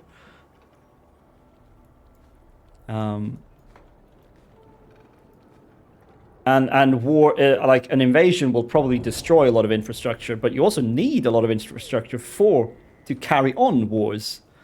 So, like Shoutin says here, like some things. Yeah, thank you for clearing that up. As if anyone needed to have that cleared up. War is bad. But I don't know. Maybe this is one of these like misconceptions that an actual historian of like engineering and scientific progress can set me straight on. But it seems like to a certain extent it also pushes some scientific progress, although in a very specific direction that's not necessarily good. And also, if you want to have a functioning apparatus of occupation, you need that good infrastructure. Norway was super poor pre-World War II and benefited from the infrastructure the occupants pushed for. Yeah. As a British person with no context to any of this, I agree with the punch Nazi statement. Yeah. Because over on this side of the world, we sort of only learn about the big things about World War II and New Zealand's involvement. Yeah, I mean, that does make sense. Like, of course, it makes sense if you're teaching a moment in history to start off with how is this felt today or relevant here in where we are. But yeah, I do wish Swedish history teaching went into a bit more detail about how Sweden's role in the war actually functioned. And I also wish Swedish history teaching didn't stop at World War II. Like, so I'm 38. So I finished school in 2002. And I'll get your idiomatics very soon, Jacob, of course. So I finished school in 2002, or left school. And our history teaching, as someone who did primarily science in high school, ends at World War II. We work our way... I was 2 years old when you finished school. Well, don't I feel old now. It ends at World War II. I know next to nothing about modern history, meaning anything after World War II. Like, I know so little about the anti-colonial movement and the civil rights movement. I know so little about the wars in Korea and Vietnam. I know so little about the revolution in Cuba or the anti-fascist movement in Spain. Like, there's so much that I feel like my history teaching kind of failed me. And that's not my teacher's fault. I had a really good history teacher in high school. Like, he was great. It was always interesting coming to his classes. But it's like we make these few stops along the way of world history. And it's like sort of predetermined which ones we do. We have all just made me not feel old. Don't worry, Jacob. I felt old the day I was born.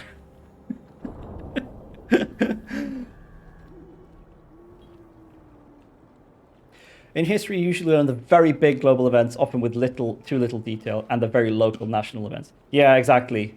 So, like, in terms of international history, we learn about... So, for a Swede going through school, for me it was like this. We learned about... let's see. We learned about, like, early history with, like, a little bit about, like, what the Viking society would have been like. And then it kind of starts in the 14th century, 15th century, with, like, the first kings of what would become Sweden as one nation. But it really kicks off in the 16th century with the Swedish king Gustav Vasa, who is credited with liberating Sweden from Danish occupation. Then we learn a bit about his sort of dynasty or whatever, his heirs, how they ruled, various wars. Poland gets involved somehow, and we for a while have a king who was born in Poland, but people didn't like him much, so he was deposed or something. There's a couple of wars here and there with Denmark and Norway, because of course there is. Because we all love our neighbors. But, like, international history in Swedish schools kind of starts with the 30-Year War. And Gustav II, who is Gustav Vasa's great-great-great-grandson or something like that. It is ingrained, like there are 2 years that are ingrained in a Swedish schoolboy's or schoolgirl's brain. It is 1523, which is sort of set as, like, the I was going to say birth of our nation, but that sounds terrible. but like set as, like, the year we stopped being part of Denmark and we became our own nation. Thank you very much for the follow, Divine Vitriol. I hope you're enjoying your time here. This muddled history lesson. So this 1523, Gustav Vasa liberates Sweden from the Danish occupation.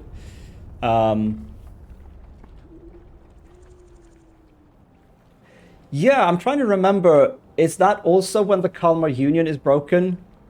Or did that happen earlier and then Denmark invaded? I'm not sure, actually. I remember the Kalmar Union, that's 1397, right? I think so. Or was it maybe that just the Kalmar Union made Denmark the de facto ruler? Yeah, the Union wasn't an occupation originally, but I think we'll have to go back and check. But I think what might have been is that it de facto made Denmark the ruler of Norway and Sweden, and the Swedish nobles didn't like this eventually, and the Danish king at the time in the 1500s. Sweden really don't like unions, do they? No, not really. The Danish king at the time, Christian, is called Christian the Tyrant in Swedish history. He's not called Christian the Tyrant in Danish history, obviously. But we called him that. There was the catalyzing event that we're taught about is the bloodbath in Stockholm. So that must have been 1521, 22 or something. Yeah. Where he basically ordered the execution of a ton of Swedish nobles, I guess. And that really set the ball rolling for resistance against what was now absolutely an occupation. And a central figure here is Gustav Vasa. Let me type that out for those who aren't native or near native speakers.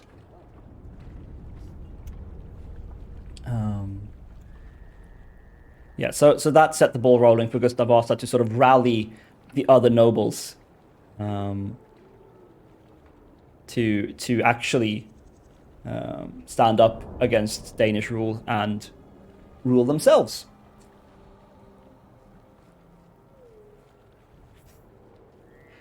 Well, I'm not sure how he would have spelled it himself, with a single V or a W. I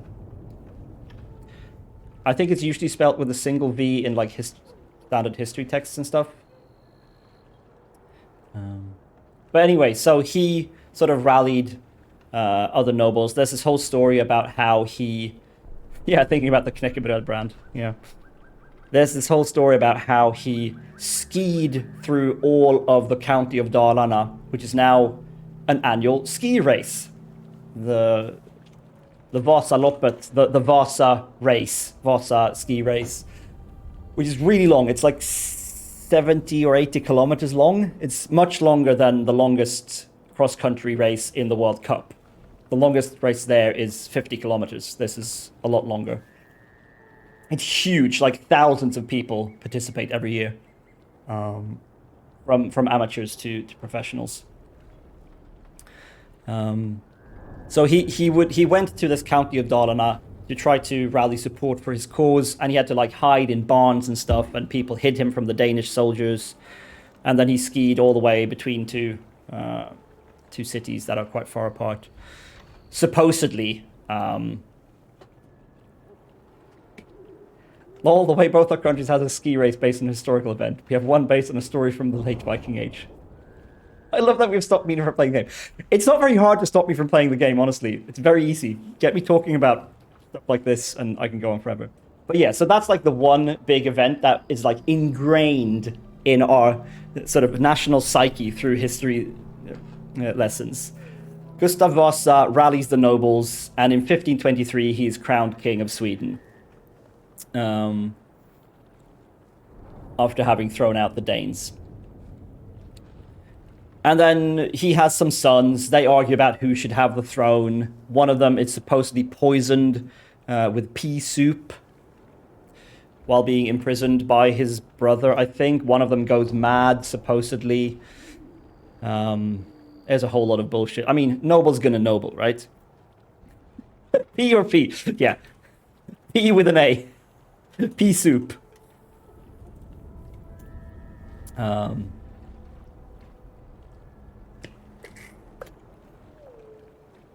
Norwegians, it's 1814 when we finally got rid of those pesky Swedes. Yeah, of course. No, that makes sense. Absolutely. Yeah. So he has a bunch of sons, and they argue about who's the rightful king. And they get into arguments here and there. They have sons. There's a lot of kings called Karl. The first of them calls himself Karl the Ninth. If memory serves, I have later learned, this was not mentioned in history class in school, but I've later learned that there is no Karl 1 through 8. He just called himself Karl the Ninth because that made it sound like he had a long line of ancestors who were also kings. Because noble's gonna noble. But finally we get to Gustav II, who is Gustav II Adolf. A name that at this point was not quite so smeared with Nazism. And he gets dragged into the 30-year war raging in continental Europe at this time, a war between Catholics and Protestants. Sweden had converted to Protestantism with Gustav Vasa. He did this not out of any sort of piety or sense of theological conviction. He did this because converting from Catholicism to Protestantism allowed him more control over the church's assets, and he needed money for his new country. So he was able to confiscate silver and whatever valuables the church had, now that we had a Protestant state church. But of course, this also meant that Sweden was now a Protestant country, and I mean, like, devotion to religion was both political and very real back then. And maybe something you couldn't really separate. So, like, the political and the religious was kind of one. Because of how much power the church wielded, obviously, as well. So we got dragged into the 30-year war because we got to help out our Protestant brothers, and hey, maybe we can conquer some land while we're at it, why not? So Gustav II Adolf joins the war. And there are two things that we all remember as Swedes from this. In 1632, there is a great battle at or near a city called Lützen. And it is, as history tells it, a foggy day. Just thick, dense mist. You can't really see who you're fighting. And during this battle, Gustav II Adolf is shot and killed. So this is like traumatic for us as a people, I guess. The other great event, where and Shouting is going to love this. Since as a Norwegian. The other great event is the Vasa ship. Gustav II Adolf orders the construction of a massive battleship, a ship of war. And he and his, I guess, cronies or whatever, order the shipwrights to build it with lots of cannons. And also build it really tall to fit extra cannon decks or whatever. I don't know. Basically, they order the shipwrights to go against what they, as engineers, know will be a stable, functioning ship.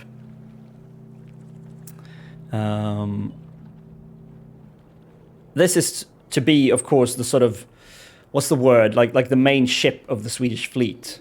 The pride of the fleet, and like the command vessel or whatever. It is named after, yes, flagship, thank you, oh sisters. The flagship of the fleet, that's the word I was looking for. They, of course, as you would do as a king, they name the ship after their own family, so it is called the Vasa. It is finally finished. I don't remember the exact year, but I think it's before Gustav Adolf dies. And it's built in Stockholm, at whatever shipworks they have there. It sets out, if you don't know the geography, Stockholm is built on a massive archipelago in the east of Sweden, somewhere slightly south of the middle of Sweden, quite far south. So, and the war is happening down in Germany, basically. So they have to sail it down through the Eastern Sea, as we call it, to Germany. But they first have to sail it out of the archipelago.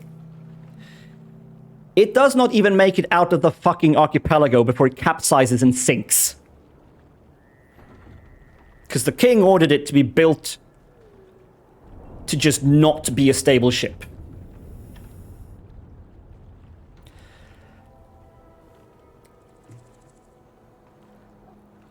Swedish ingenuity. Yes, absolutely Swedish ingenuity. Now, we know a lot about this ship, thankfully, because the water in the archipelago, Torbjorn would be distraught. I do remember hearing something about this huge ass ship. Yeah. Now the great thing is you can go see this huge ass 400-year-old ship in Stockholm at the Vasa Museum, because obviously the water in the archipelago is not salt water. It is, I guess it's sweet water, basically, or possibly a mix, since it's not a landlocked lake. It is connected to the open sea eventually. So it was preserved very well, and I don't remember exactly when, but in like the 50s, 60s, maybe 70s somewhere, they managed to actually raise the whole bloody thing up from the bottom of the archipelago. And it now sits in a museum. The entire ship. I mean, obviously parts of it did rot away and such. Like the sails aren't there anymore, but like the entire hull of the ship is still there and you can go see it. And we did this with my school when I was like 13, 14. We went to see it. It was cool. And they had these little computer booths where you could try your hand at designing the ship yourself. Making choices like, how wide do I make the ship? How tall do I make it? How much ballast do I give it to stabilize it? How many cannon decks and how many cannons? And then you got like a verdict from the shipwright or the king saying your ship is X amount of seaworthy. Your ship is X amount of battle ready. I just remember making my ship wide as fuck with all the cannons. It was adequately seaworthy and very battle ready. But yeah, it's really cool that like it is so very well preserved. And I think, if I'm not mistaken, that is like a feature of the type of water that you get in the archipelago and the sea off the coast between Sweden, Finland, and the Baltic countries. That ships that sink will be very well preserved because of the qualities of the water there. So those are like the two big events that every Swede remembers from history. Everything else is like a blur, and then we get like the French Revolution, American Civil War, which I was utterly lied to about in school, unfortunately. Bless my history teacher's heart, but he gave me the whitewashed version where, no, it wasn't all about slavery, it was about economics and shit. Fuck that. The Confederacy wanted to keep their slaves. They deserved everything they got. And then we get Industrial Revolution. And then we get World War I, World War II, and then it just stops. Like that's it. That's what I learned of history in school. Right. With that out of the way, let's see. Jacob redeemed some stuff. And what did you roll? I hated how much we had to learn about bloody USA. Yeah, that's the thing. Like, so much of international history becomes about the US somehow for us as well. 13, right. Lucky number 13.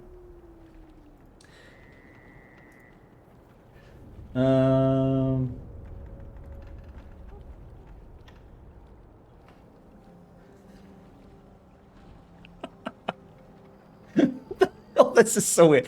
Okay. I have never heard this expression myself. But I love it because it is very, very Swedish. Okay, so Jacob redeemed Idiomatic's time, which means that I will... Like, China is right there, huge, and having 5,000 years of recorded history. I know! There's so much we are not taught anything about. And it pisses me off so much. Like, I understand time is limited, but it's got to be possible to give you more of an overview of how the entire world has developed. Not just colonial European powers and the US. Like, I don't even know anything about Eastern Europe. Because all we learn about it is that it was probably involved in the 30-Year War. And then another Swedish king was involved in wars went to fight Russia, had great success at first, but then got beaten and had to flee to Turkey, and then he came back home and brought with him spring rolls and the word kiosk. Something like that. Possibly meatballs as well.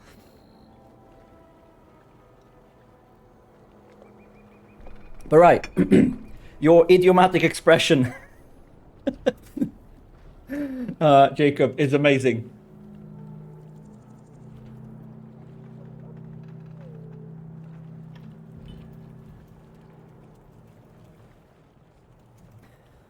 Okay, so I will give you what is supposedly an idiomatic Swedish expression.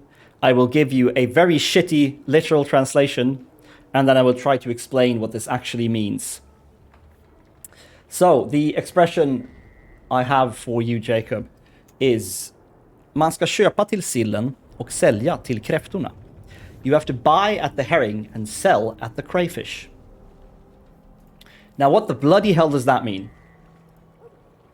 Well, supposedly this is a saying among stockbrokers, in Sweden, obviously, that you should buy stock up to midsummer, because when we celebrate midsummer, we eat herring.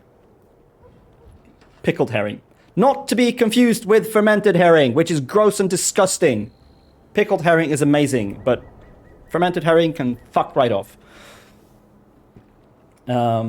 We eat pickled herring when we celebrate Christmas and Easter as well, but yeah. So buy stock up until midsummer, I guess.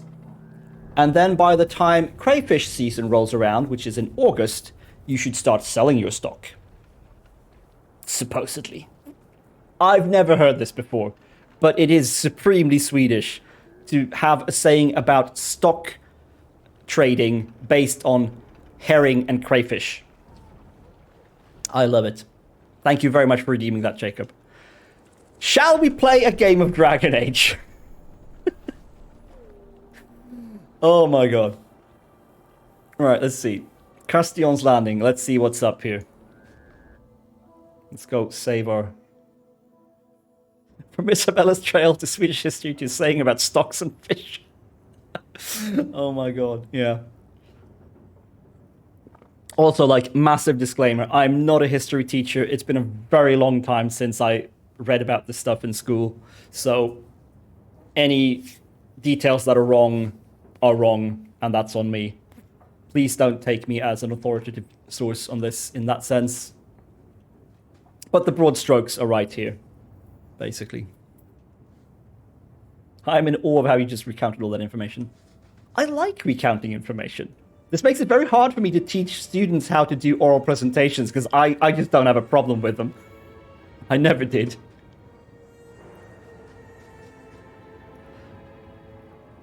Why don't we work something out? If you're good, I'll tell Castillon to go easy on you. Contrary to popular belief, I do have standards. You're going to do whatever I want. I own you. Not a fan of surstrumming. No, not really. Oh, it really was her trail. Yeah, I mean, I couldn't be quite sure. I knew the bitch was up to something. Swedish card revoked, I think. Everyone remember that Mino's a teacher. Everything he had just said is 100% fact. Oh no.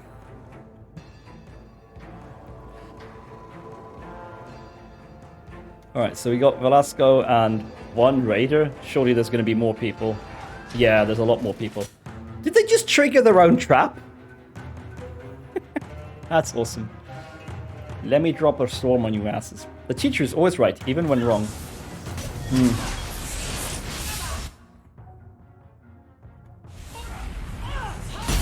Dead. Velasco, I'm going to petrify you.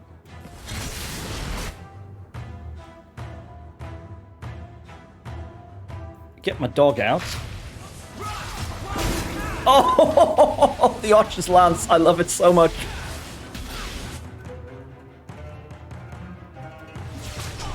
Oh, no, that's not a button I want to press. That one's good, though. Stinky! Yes, Stinky is here. Save the day.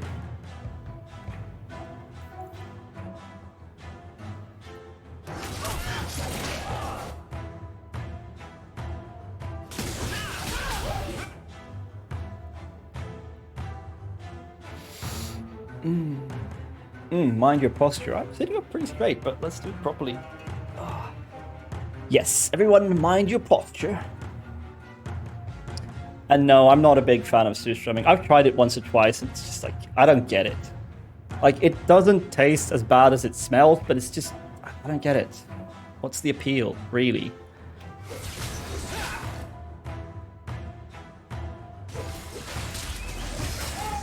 Like, I'll gladly eat, like, blue cheese. That stuff's awesome.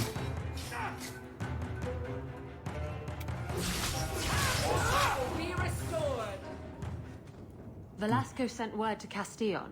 He's on his way. Let's look around first. I want to know why he's in Kirkwall. Okay, well, Isabella, well, let's not change much here. This is a pretty good party to have.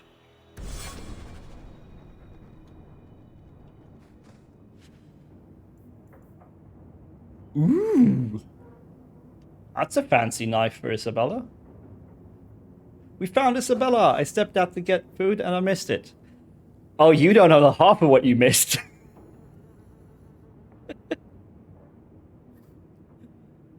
There's that stuff in a red and yellow can. Yeah, I think maybe the typical fermented herring can might be red and yellow. I'm sure they come in all shapes and sizes.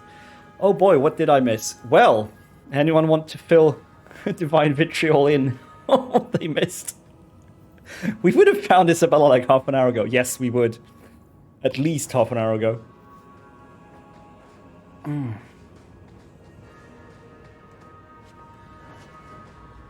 Let's see. You missed a history lesson. Yeah. We talked a bit about history.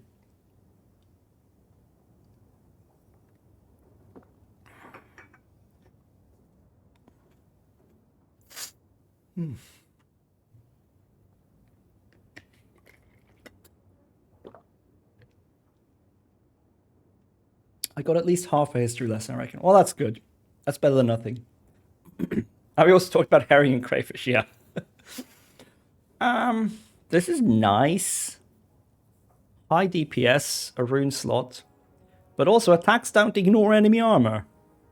So, no?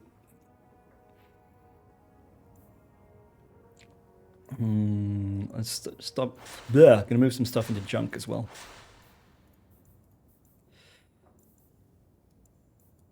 What is she using? She's using really good stuff. Except for that, that's boring. Attack physical damage. Defense armor. No.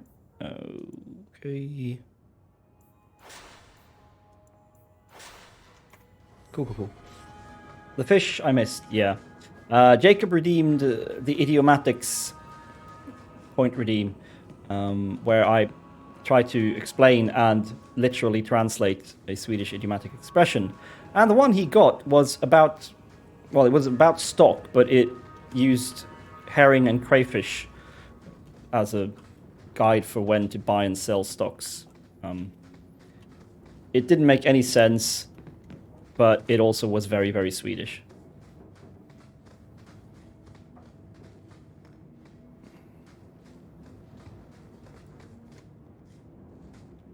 Well, can you pick that? Would you also like me to make pigs fly? No, but I would like you to be a bit more cunning. Can't wait for summertime. Yeah, you guys have spring now, right? We only just finished summer, so to speak. Felicitas aria, commonly known as the Silent Plains rose, is to this day the only plant found growing in the Silent Plains, which were tainted by the blight 1,000 years ago. As mentioned in the section on rare flowering plants, Felicitas aria is not technically a rose, though its flowers do exude a sweet rose-like scent. The flower is rare and is in danger of becoming extinct because of its value in the creation of ambrosia, which is distilled from the roots of the plant. Dozens of these plants go into the making of just one vial. Some say that the wives of the most powerful Tevinter mages once used ambrosia to perfume their baths in a vulgar display of wealth.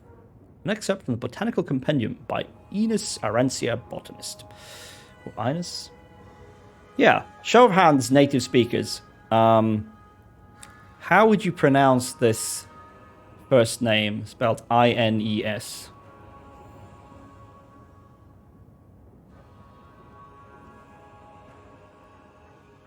Is it Enos or Ines?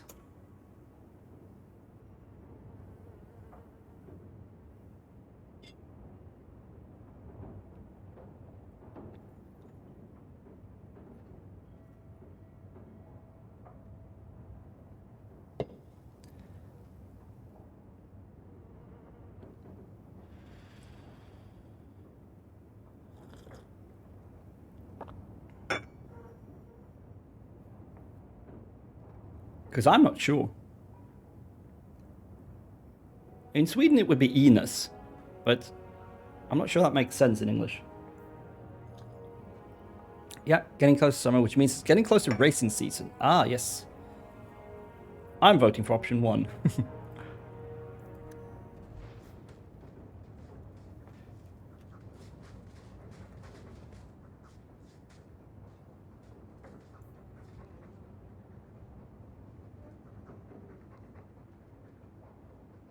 It's Spanish though, no?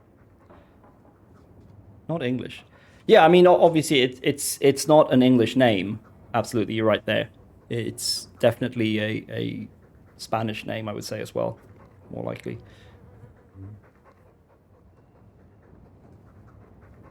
I would have assumed Eins, but I only speak English and poorly. Oh dear. I'm sure you speak English just fine. Was that all there was in there? A letter about flowers? What the hell?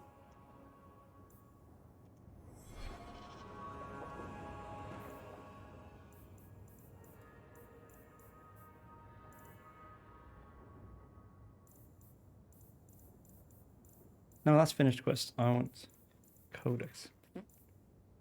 C. History of the Chantry. Nipmacrocal Ambrosia. So, this big ass chest held maybe some money as well, I guess. I don't know. Anyway, I think this is where we actually want to go. Yeah. Let's save the game. Yeah, this will use the key we got.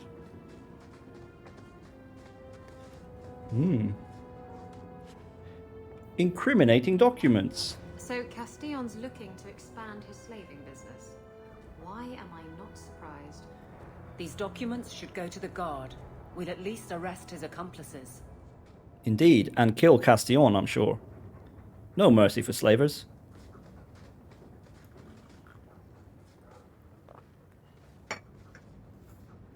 That's one of my maxims in games where I can choose. No mercy for slavers. Present just waiting to be opened. I see he's paid for that little mistake. What a pretty smear he makes.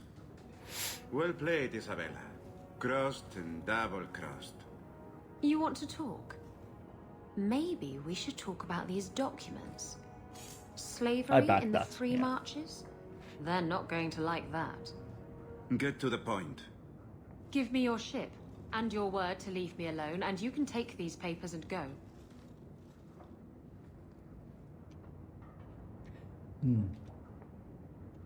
Yeah. So I don't know how many people here have played FTL, but it's one of my favorite games. Like literally FTL, Faster Than Light. It's sort of a space roguelike where you hop between stars, and at every star there is an encounter randomly generated.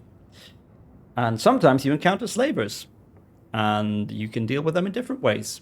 Sometimes they might offer you to take one of their slaves as a crew member in exchange for letting them go. I don't do that. Having extra crew members in FTL is amazing. You want lots of crew members. I don't do that. I shoot them down, which arguably might be worse because then all the slaves die, but No mercy for slavers, is what I'm saying. Anywho. Whoa, whoa, whoa, hold on. No.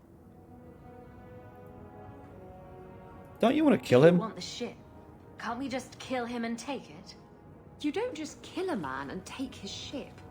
That's crude and amateurish. How will he tell everyone how I bested him if he's dead? Well, you'll have his ship. Can you trust him? He trades people for money. Castillon's a businessman, and this is a business deal. He'll keep his end of the bargain. Are you insane? I want his ship. I saw her docked in the harbor. She's new, fast, and I want her. Give me the documents, and you can have the ship. And you will never hear from me again. Swear it. I swear it on my mother's grave. Give me the documents. I won't kill a man and steal, because that would make me an amateur. That's how I took all my stuff in Skyrim. It's fair enough, Jacob. No, the slaver dies. Castillon dies here today, if I have anything to say about it. Enough with the blackmail then. Let's settle this like civilized people. Wait! No, no waiting. Castillon dies.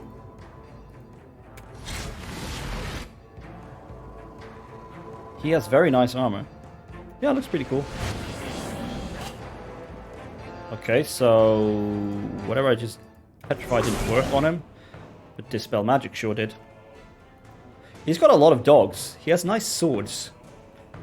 Yeah, I think those are meant to be daggers. They're very large.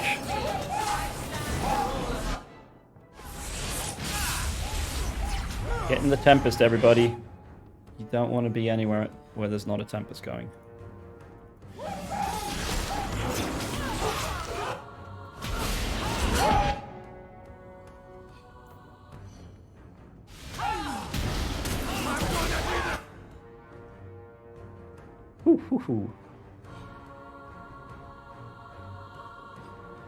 I really want to deal with these archers.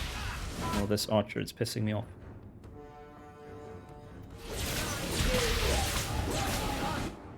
Okay, Isabella's taking a lot of damage. Let's heal her. I'm taking a lot of damage. Let's heal me.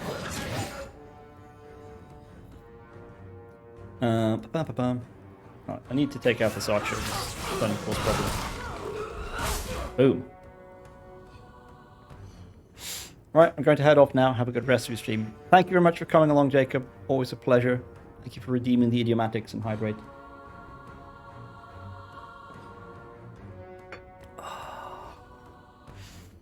Can we get this dude down? Alright, Isabella's going to deal with that archer. I think she can handle that on her own now. I don't think she needs my help. Castillon's almost dead.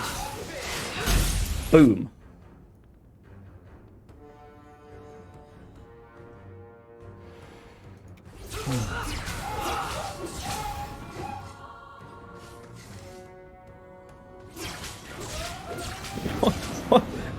What are these, like, low-level archers doing here? Just standing around.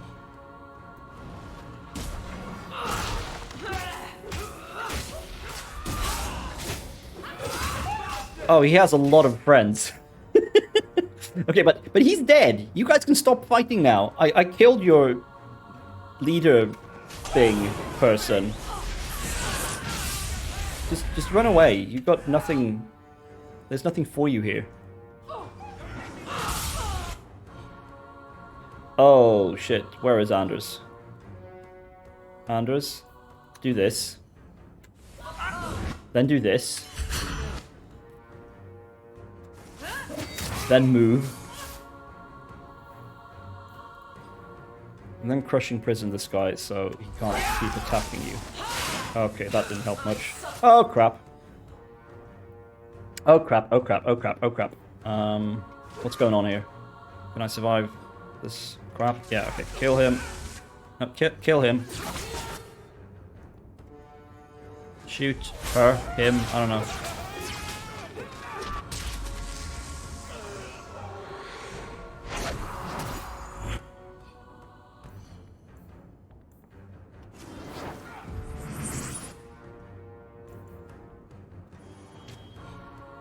Anders, baby.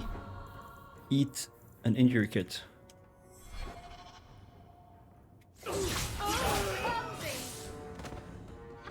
Okay, that's it. Oh.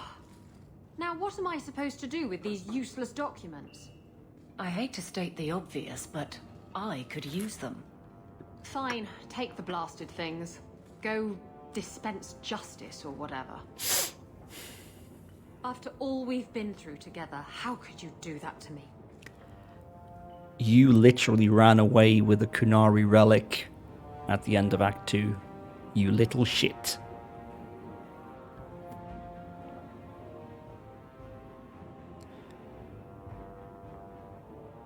You know I'm right. You are.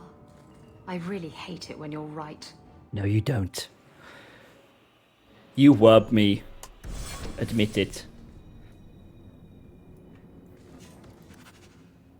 Aha, yes, now we get one of those. Alright, well, let's loot some shit. Because I think there might be some dead bodies with stuff on them.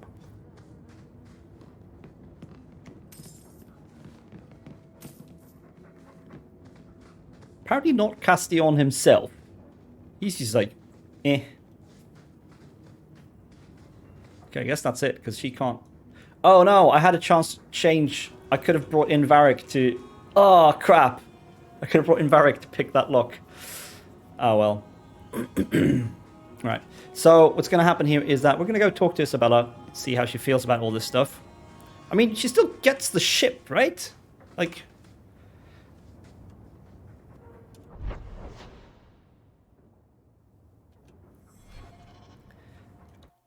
I think that's going to be end of stream. I can feel my throat is a bit drained from all this talking. I actually stayed home from work yesterday because I felt ill on Thursday evening. My throat was strained, my nose was a little bit irritated, so I stayed home yesterday. Get a drink too. Yeah, I will get so much drink.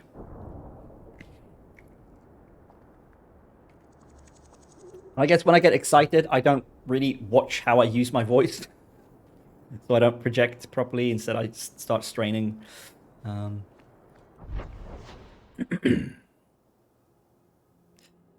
So let's see. Where do I want to go? I want to go here so I can get to the Hangman. Talk to Isabella. It's been a fun stream to watch. Thank you. It's been a very fun stream to do. It's been lovely having all you folks from Bronte's stream over. Always lovely. I think when we finish, we're going to head over to a friend of mine as well, who's also lovely.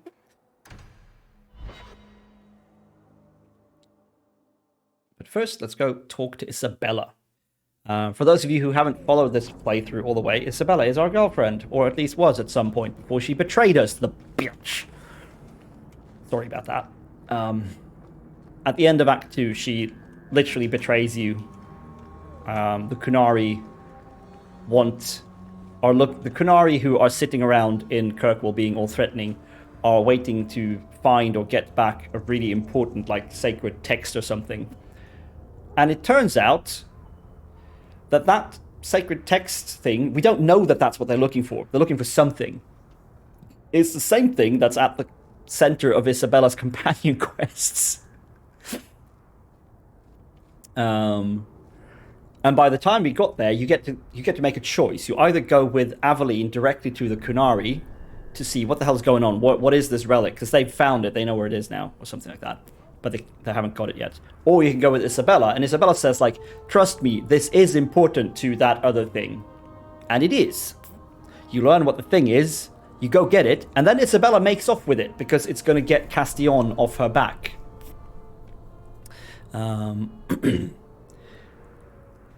So my pirate lover betrayed me.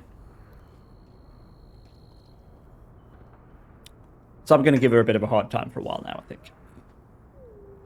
Didn't realize you romanced her, so that I never did, so the betrayal wasn't as bad. No.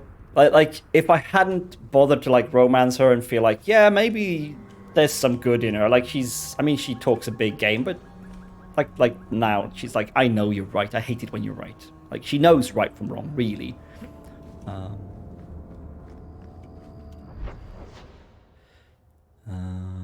No, let's take the other route. Hawke makes a clickable YouTube video called My Pirate Lover Betrayed Me. Happy ending. Clickbait.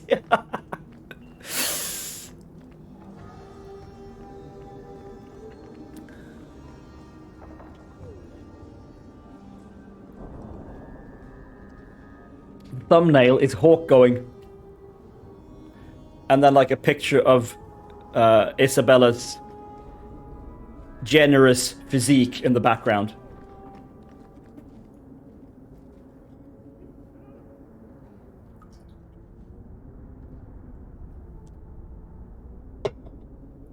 With the title superimposed over it in impact font.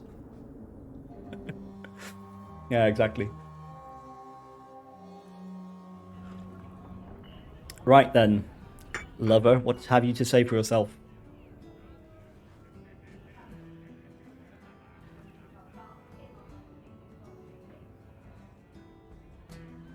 You're here. Good. I wanted to talk to you. Don't you have a funeral to attend? What? You mean Castillon's? I hope the cleansing blaze of the funeral pyres rejects his vile, sagging arse. Anyway, I'm glad you're here. Saves me the trouble of having to go look for you. I wanted to thank you for everything you've done for me. I'm glad you walked in here all those years ago. You've been a good friend. And a constant source of excitement. Oh, you do know how but to also a lot of trouble. It's funny. Now that I think about it, getting a ship just doesn't seem that important. You can still take his ship. Everything I care about is here. Aw. You're here. Isn't that nice? I'm sorry. I don't know what's come over me. This is what we in the business call feelings, Isabella. You should try having them more often. It rather suits you. Oh, wow. Okay. Yes. No. What's going through your mind? I think I'm falling for you. Just tell me, Hawke, if I have a chance with you.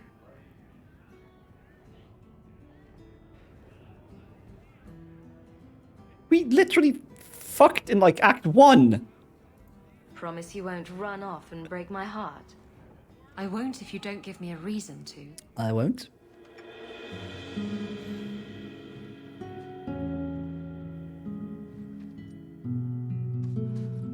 Shield your eyes, children.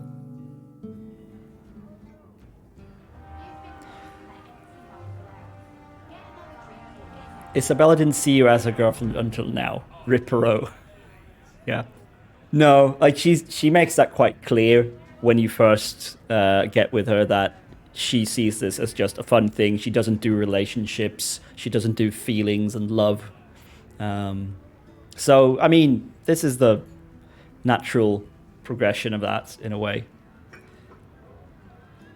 My girlfriend just friend-zoned me. Gone wrong, gone sexual. The clickbaits just keep coming. Alright, well that was nice.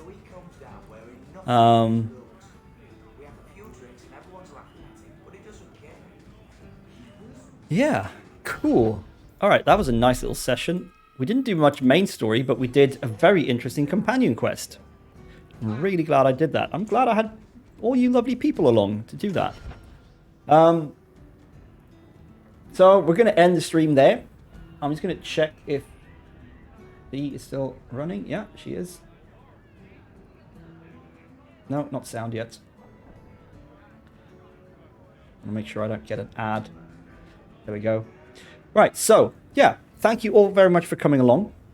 Hope you enjoyed that. I hope that if you choose to use the information from my little history lecture, you include the caveat that I am not a historian or a history teacher. This is just my memory from 12 years of Swedish school.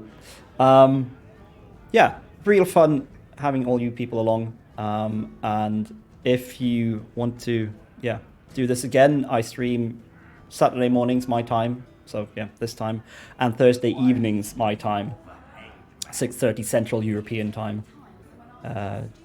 Yeah, you can find the stream times in the schedule thing down in the About section. And yeah, you can follow me on Twitter. Woo! Where I'll tweet out any changes to the schedule and stuff like that. But yeah, we are going to raid a good fellow streamer. Let me just copy their handle because it's not easy to spell. We're going to go pay a visit to Silhouettic or Fee. She's lovely. Currently playing something called Kitaria Fables that I've never heard of before, so that'll be fun. She's also doing a fundraiser for some charity stuff, which is cool. So yeah, if you have some spare change to chuck her way, go do it. Until next time, stay hydrated. Take a sick day if you're not feeling well, because no one's going to thank you for working yourself sick anyway. Least of all your students if you're a teacher. Wear sunscreen when the weather requires it. I should probably wear sunscreen if I go out today with my complexion. And, of course, as always, fuck capitalism.